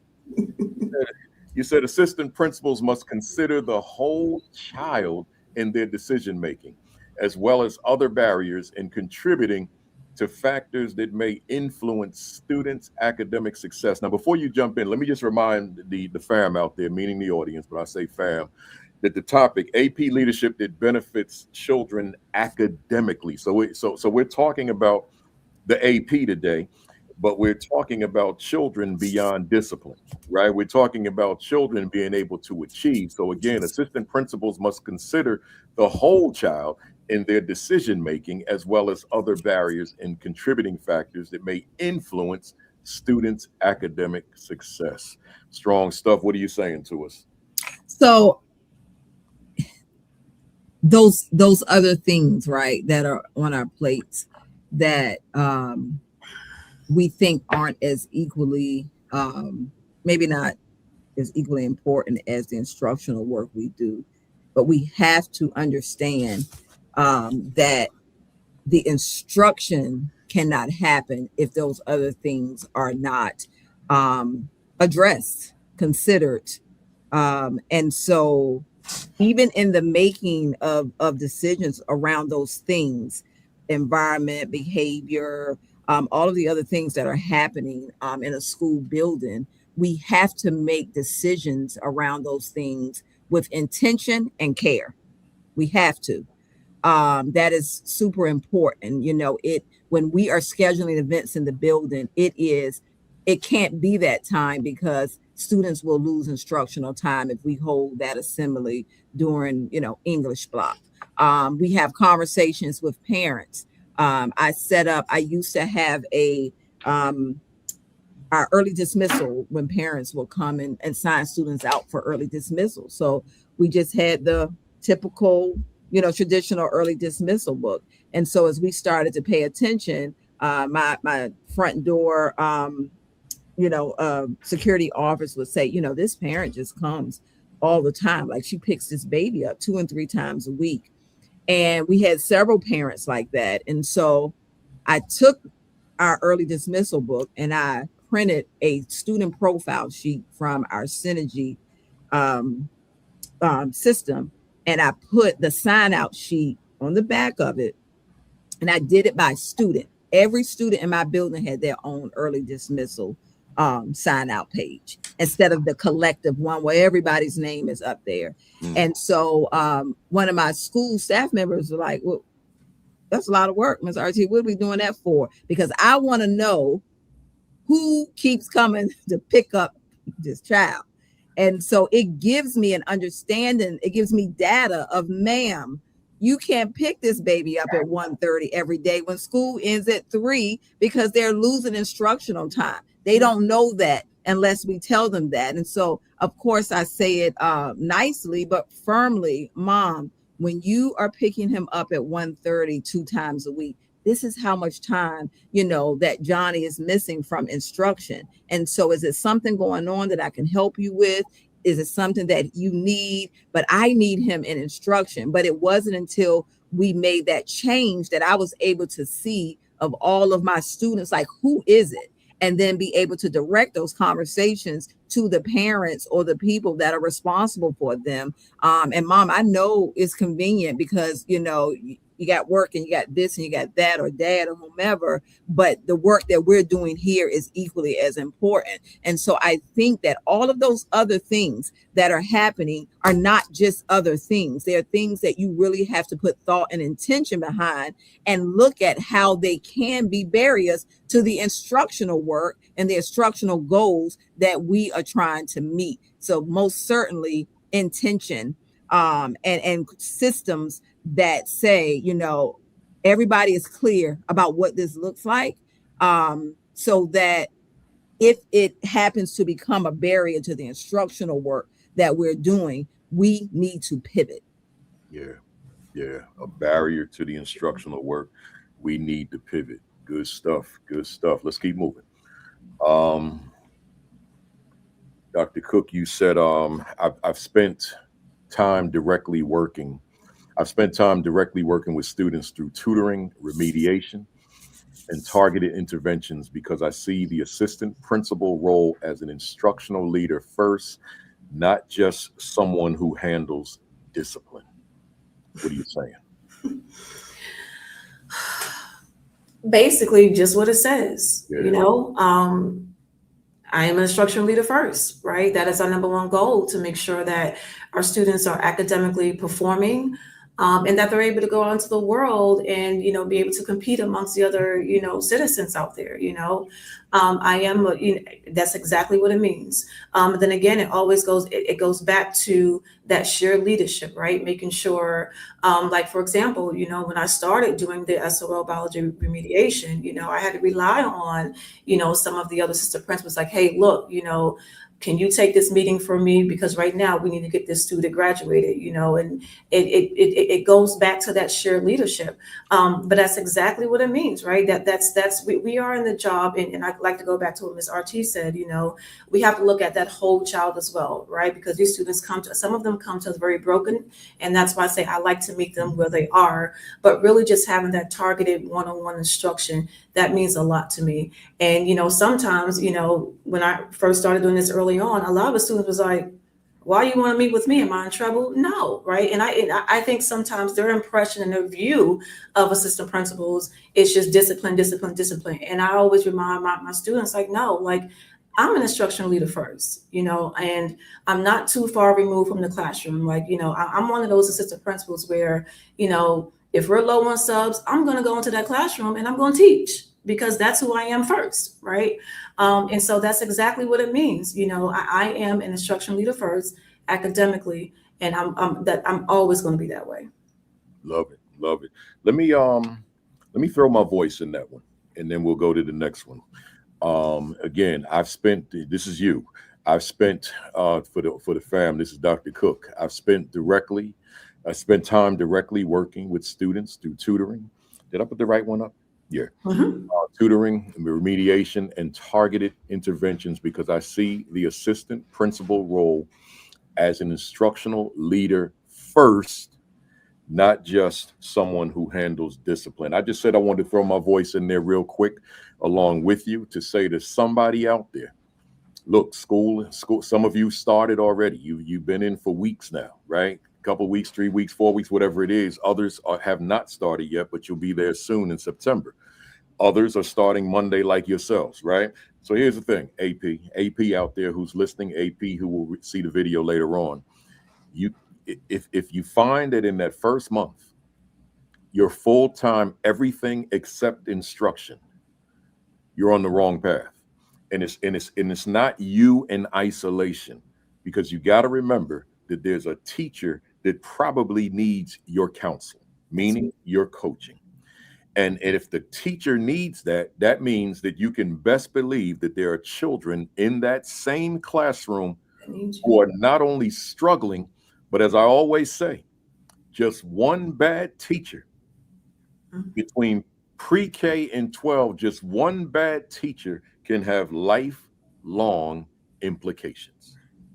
So if you got it, if you're AP and you know these 20 teachers report to you, these 10 teachers report to you, whatever your numbers are, and you have zero time to be that coach, to be that instructional leader for that teacher, best believe there are children who are going to suffer because you didn't have the time, you didn't have the systems, you didn't have the culture that was required, whatever it was, that freed you up to do the primary role of an assistant principal, and that is to be that instructional leader. That's right. So I'm just preaching to somebody that's on the call right now to remind you, because it's easy to be an effective disciplinarian and feel good about that. Like I handled this today. I put 20 kids in detention. I suspended 20 kids, and I'm beating my chest that I did. Right. So now we got more order in the building. All right. And it's easy for a younger AP to feel strong about that, but you got to look at the effect of that. And the effect of that, okay, maybe you got a little bit more order, but what you did does not translate to greatness in pedagogy. And that's what you got to understand. That matters. Enough said. Let's go.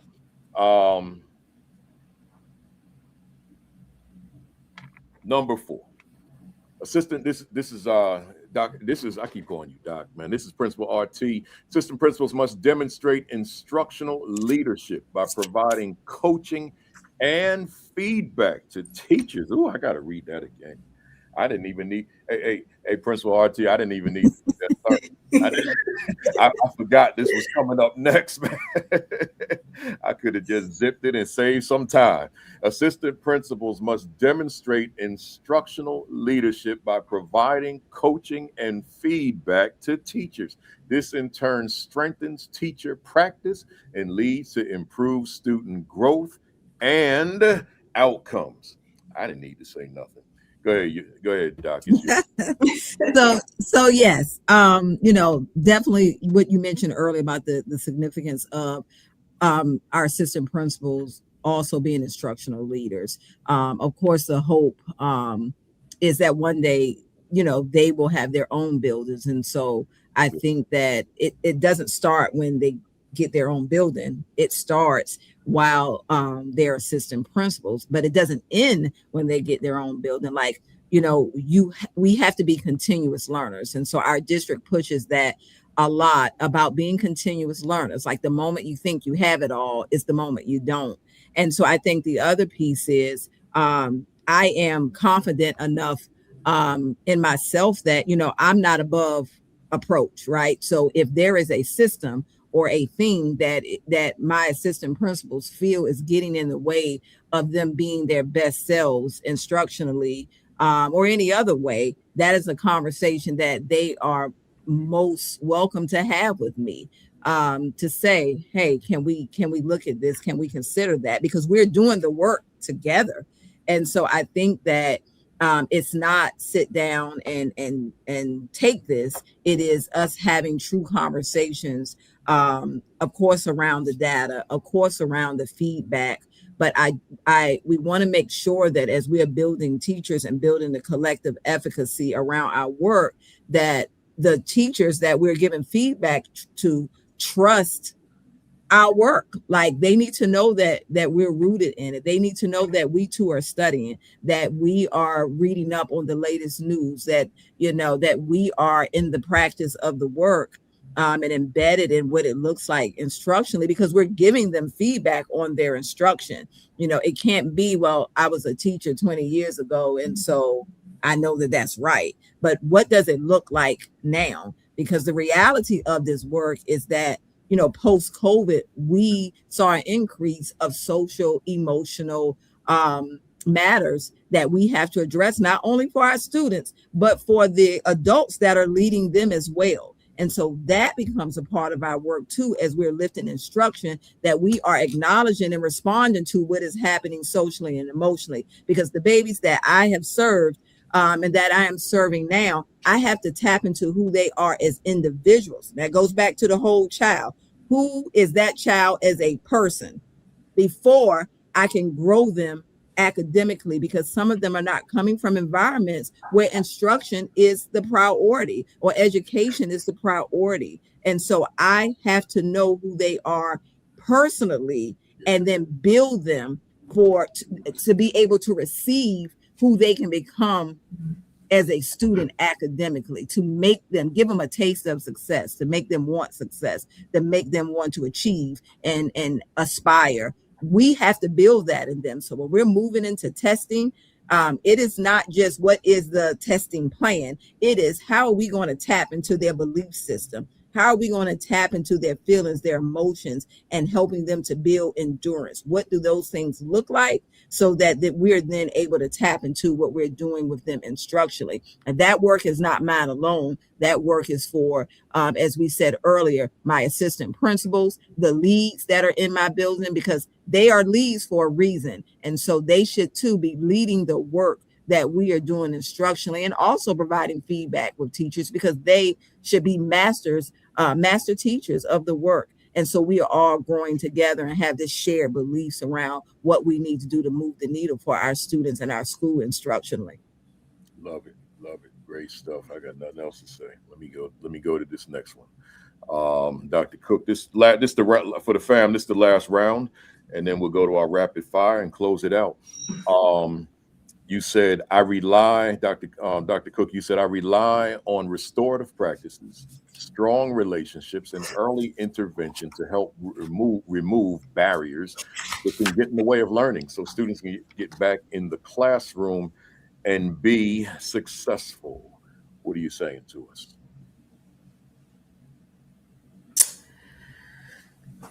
Exactly what it says, right? Just, relying on those restorative practices, not being so quick to, and I don't want to say judge, but, as assistant principals, as being a leader, sometimes we have hard days, and sometimes we have those kids that can really rock our nerves. And the first thing we're going to say is, you know what, you're going home, you're getting out of here. But rather than, sometimes you got to, take yourself out of it, and you have to remember that, as I said before, that these kids come to us with different issues, and they come with us at different levels. And I want to go back and say that, even though we're meeting them where they are, and I wanted to reiterate this, that we're not going to lower our expectations. Those expectations are still going to be extremely high for them, because we want to get them to where they need to be. But at the end of the day, just making sure, that we are really focused on removing those barriers, making sure that we're getting down to the root of the problem, helping that student reflect on their choices and their decisions, helping to change that behavior so that way they can get back into that classroom. Love it. Love it. Love it. I'm going to keep it moving only because of time. One more. Principal RT, assistant principals must routinely collect, receive, and monitor data and make data-informed decisions to identify and close achievement gaps for all students. What are you saying to us?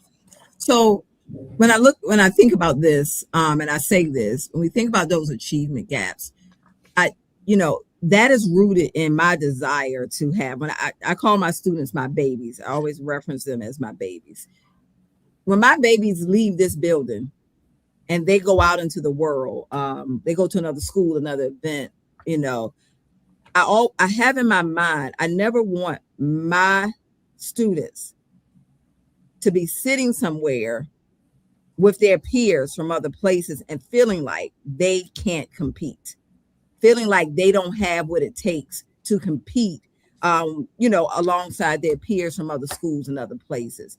And so we have to make sure that we are working to close those achievement gaps, whether they're social, emotional, academic. I want them to have not just the confidence, but the skills and the knowledge to go anywhere and say, I deserve to be here, and I have what it takes to perform just like you. And I believe and feel that strongly. So we have to make sure that we are embedding and expecting rigor in the work. I don't want a workbook that has, 20 assignments in their, worksheets and, some of those low yield things, or you participated. So, you got a 100 today. There has to be rigor, right? Because if we don't embed that rigor, like they're able to, recall it and retell it, but can they apply it? Can they apply it to new situations, new work? And can they apply it and understand it and see it across the spectrum of content areas? Because what I'm doing in English, I should be doing in math, I should be doing in history, I should be doing in science. It should live in each of those content areas. So when we are pulling that data, it is not me looking at English data in isolation, but I'm looking at the English data to say, what do we need to do in not just in English, but in history and these other subjects to build our students' ability to make inferences or whatever it is, it can come to life in all of their classes and not just that immediate one. And I think as we continue to do that consistently, it starts to close those achievement gaps, because sometimes, yes, it feels like everything. Teachers will say, well, they came to me and they didn't know how to do this, and it's everything. It feels like everything, but we gotta dig in and drive into what is it like. Do that root cause analysis. Is it the vocabulary? Are there some missing fundamental skills? Like, what is it that's going to leverage them to that current level of performance that they should be at? And so it is not easy, but we cannot focus on 30 different things. We have to focus on the strongest 2, 3, 5 things and drive them relentlessly and radically. And those students will grow. Over time, they will grow. They will grow. They will grow. Good stuff. Great stuff. Look, let's transition to our rapid fire and then we'll close it out. These, in case you don't know, these are just one sentence answers or even one word. If you find yourself inserting a comma, then I will probably say, right? Means it's too long. It's just rapid fire. 21 questions. I give you 10 and 10, and then you both get the last one. So let me start off with Principal Robinson Taylor. Matter of fact, let me see. Let me switch that around. Let me start off with Dr. Cook because of one of the questions. It'll work better with Principal Robinson Taylor. So number one with 1 to 10 with Dr. Cook. Here we go. Is education on the right path for underserved children? No. Can true equity occur in America's schools for Black, brown, and other underserved students? No. Does Dr. Shantell Cook's work contribute to the progress we desperately need? Absolutely. If you could do a reset on your life, would your line of work be different or the same? It will be the same. Why do you continue to do this work? Because just like RT said, there's a child out there who needs me. What fires you up within the work that you do? The children. What do you dislike about the work that you do? Nothing. What has been your greatest victory in your work thus far?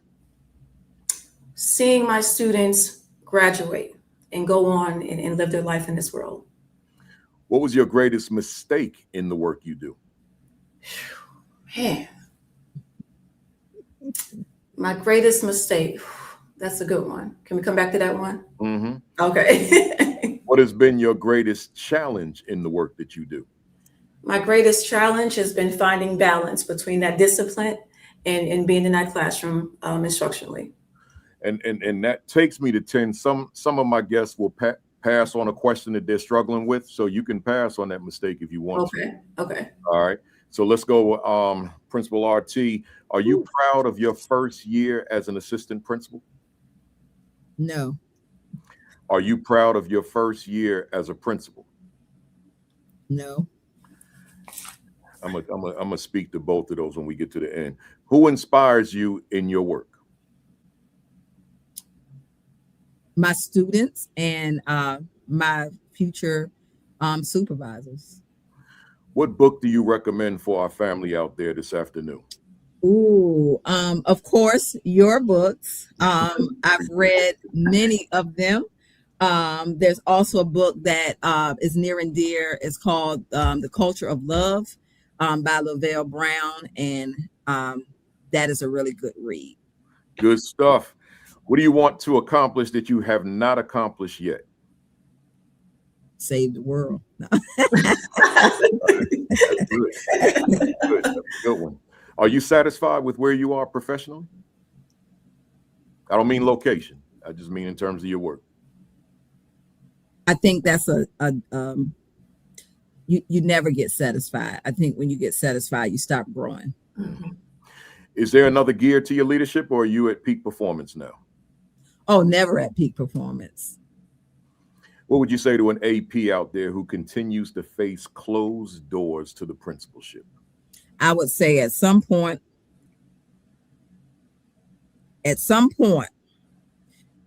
who you are as a person, personally, outside of your work, and who you want to be professionally has to collide.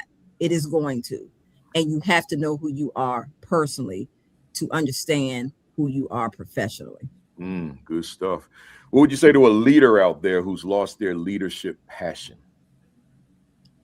I would say tap into why you got into it, make some adjustments, and then make a decision. What would you say to a leader out there who's lost their leadership confidence? Find a mentor. Find someone. You said it earlier. We all need that one person that is our cheerleader. And sometimes we need that person. And so we always need that person, rather, but find that person, because the nature of this work, it's a lot, it's heavy. And sometimes the bad days will make you feel like every day is a bad day, but it is not. Good stuff. And finally, if Principal Oriel Robinson Taylor was a word in a dictionary, what would be your definition? Ooh, that's a good one. Survivor. Survivor. And then going back to Dr. Cook, Okay. if Dr. Shantell Cook was a word in a dictionary, what would be your definition? I'm gonna have to say the same thing, survivor. You know, I made it out of New York City, created my own path. Cancer survivor. Survivor. Yes. Good stuff. I would say let me be the first to applaud the two of you, but the fam has, as they always do, they beat me to it. But let me applaud you for a very powerful session. Let me clear the screen here. Very powerful session. Good stuff. And secondly, let me say to the fam, you already know where I'm going, fam. If today's session resonated with you, if it was good to you, if it was useful to you, if you can incorporate a lot of what you heard into your practice, give us your favorite emojis. That's the way we applaud our guests. So give us your favorite emojis, which you've already started, but keep them coming, keep them coming. Let me get my emoji. Since I wear all this Negro League attire on Saturdays, I keep my black bat, my Louisville Slugger, and y'all hit it out the park every time you came to the plate. Outstanding job.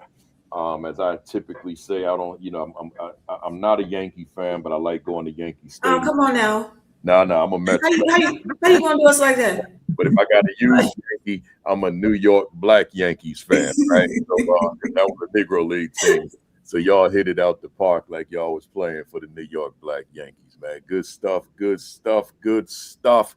I don't know if either of you do any kind of consulting, but if you do, coupled with just people may want to just talk to you and pick your brain a little, how can they get in touch with you? Don't put your phone number on there unless it's public, but how can they get in touch with you, social media, whatever it is? Well, if you want to email me, my email is Shantella, SHANTELLA.cook@gmail.com. I am on Instagram, which is at Dr._Shantell_Cook. I am available for consulting. I did have some schools that's been reaching out about me training their staff and their ISS coordinator on the restorative ISS process. I'm happy. I'm open to do that virtually as well. And I am currently, again, building my restorative framework. And hopefully, and I know I talked to you about this, I'm trying to create some sort of a document, a book, so we can get this going. And so if you need any help and assistance, please feel free to reach out. Happy to help. Good stuff. See, I didn't even realize you do all that. So good stuff. Good stuff. Principal RT, same thing. Yes, sir. So, of course, you can reach me here at Huntington Middle School here in Newport News, Virginia. Shout out to all of my colleagues that are joining us today from Newport News Public Schools. Thank you for your leadership as well. You can also reach me on Instagram at Stay Gold Sis.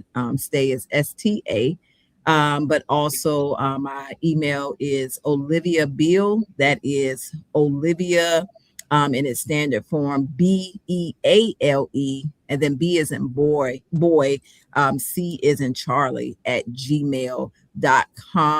And if it is just this work that we do is a journey, right? It's not a sprint. It's a journey. And so if it is just unpacking, as you said earlier, for maybe the leader or the aspiring leader, I would love to do that, to just unpack some of those things, creating a safe space, because we all need that in this work. Good stuff. Good stuff. I appreciate that. So you all have the information. If you missed it, just rewind the video after we go off. You can see it right here on Facebook or X or LinkedIn or YouTube at AP and New Principals Academy. Everything else is at Principal Kafele. Let me close us out, y'all. Y'all stay. The two of you, y'all stay on. And but the rest of us, let me close us out by first, as I always say, thank you for being here. And those of you who have been with me for over 300 Saturdays, a big thank you to you. And those of you who have been with me for 330 Saturdays, woo, a tremendous thank you, right? So thank you to everybody for being here today, though. Much appreciated. This was your first time. Don't let it be your last. We strong every Saturday. Every Saturday, we strong. We got strong people that come on here nationally and internationally. Speaking of which, next week number 331, I got an author, Dr. Crystal Clemens, author educator, Dr. Crystal Clemens, who wrote the book, It Takes a Village Not to Raise a Child, she said on this one. She said it takes a village to raise a classroom, right? It takes a village to raise a classroom, subtitled Black Family Wisdom and Education. And as many of you know, if you look closely at the bottom, yet again, a book that I wrote the foreword for. So I write a lot of forwards. That's not me inviting y'all to say, write my forward, because I write too many, right? I ain't got time to write all these forwards, but I write a, I guess I could say this on here, a hell of a lot of forwards, y'all. And even more endorsements. So I write them. I haven't turned anyone down, but I'm not saying that so that you could write me today and say, would you write my forward, right? But I write a lot, but I'm proud of that. So she'll be on with me one-on-one next week. I'm quite certain she's got a lot to say, right? So join us at 11 o'clock Eastern time next Saturday morning. But don't start with us. Start 10 o'clock with Sean Hurt, Facebook Live, YouTube, Sean Hurt, 10 Eastern, followed by Create and Educate with Dr. Sheikah Houston and Dr. Tammy Taylor, and then us, AP New Principals Academy. And then Sunday, Principal Josh Tovar, Dr. Madi Moreno, PGP podcast, 6 o'clock Eastern time. Once again, Facebook Live, Facebook Live or YouTube, right? Either one. Join us. Make sure, y'all, if you didn't pick up a copy of these two books, What is My Value Instructionally to the Teachers I Supervise and the Assistant Principal 50. These are the two books that coincide with the platform. So if you haven't gotten your copy yet, get your copy. Right. And then all the other books, they sitting over here. I'm not going to put them on the screen, but y'all know I wrote the other books. Get all 10 of those ASCD books. Right. You won't go wrong. Don't forget about not next Saturday, but the Saturday after we go StreamYard on the first hour, Zoom the second hour. Right. So I'm solo every first Saturday morning. So I'll be right here on StreamYard talking about whatever I'm going to talk about. But then at 12 o'clock, we switch over to Zoom so that we can engage with one another. So how do you become a part of that? Go to I want you to listen very carefully because people have been getting this wrong. Go to my AP and New Principals Academy Facebook page. So I have a YouTube channel by that name, but I got a Facebook page by that name. But I also have a Facebook page called Principal Kafele. Do not go to that page. If you go to that inbox on Principal Kafele, it's going to get lost. Because I get about 500 a day. It's going to get lost. So go to the AP New Principals Academy Facebook page and simply type in the inbox, not on the thread, the inbox, either I'm in or I'm down, either one. I'm in, I'm down, and leave me your personal email address. I'm going to send you a link next week. Please do not post this link. Out of enthusiasm that you may have about this, please don't post this link. I don't want people on here that don't belong on here, right? So don't post this link. This is just for people who's down with this platform, right? So you can let somebody know, someone close to you, a colleague, whatever, and you feel that they could benefit from this conversation that we'll have at 12 o'clock every first Saturday on Zoom, then fine, you can do that. But don't post it, please. Right? This is for family. This ain't for adversaries. It's for family. Trolls are not family of mine. They adversaries, right? So this is just for family. So just be careful with how you utilize the link that I'm going to send you. So I'll be sending out that link this week to all the people since the past 2 months I've been announcing this. I'll send the link to you, right? If it's too much, if it's too many people, then we'll figure out a plan B, probably break us up into different Saturdays, right? I'll figure that out when the time arises. Make sure you subscribe to the AP New Principals Academy YouTube channel. Be a part of those 25,900 subscribers, right? 25,900 subscribers. Be a part of that. And then lastly, make sure you visit the principalkafele.com for my additional free resources. And then lastly, your diet. Y'all know I don't close without saying this, your diet. Make sure that you are eating right. And now the world has shifted. And sometimes when you eat right, it's dangerous, right? Because I ain't gonna get political today, but we got a weirdo in the White House. Let me just leave it right there, right? And now you got foods that all this healthy food being pulled, right? All this healthy food being pulled. So just be cautionary in how you eat, right? But I always talk about the diet, right? Your exercise. Make sure you getting that exercise in. It matters. I get my miles in, whether it be outside or the treadmill, but I'm gonna get them in. And then lastly, your virus precautions. Make sure that you are taking care of you, whatever it takes. I ain't gonna make any suggestions, just take care of you. But other than that, I'll see y'all next week. So have a great week. Have an extraordinary week. Have your best week yet. Peace. Peace. Thumbs up. Cock that fist all the way back and count the 3. 1, 2, 3. Bam! That's our closing mark. I'll see you next Saturday at 11 o'clock.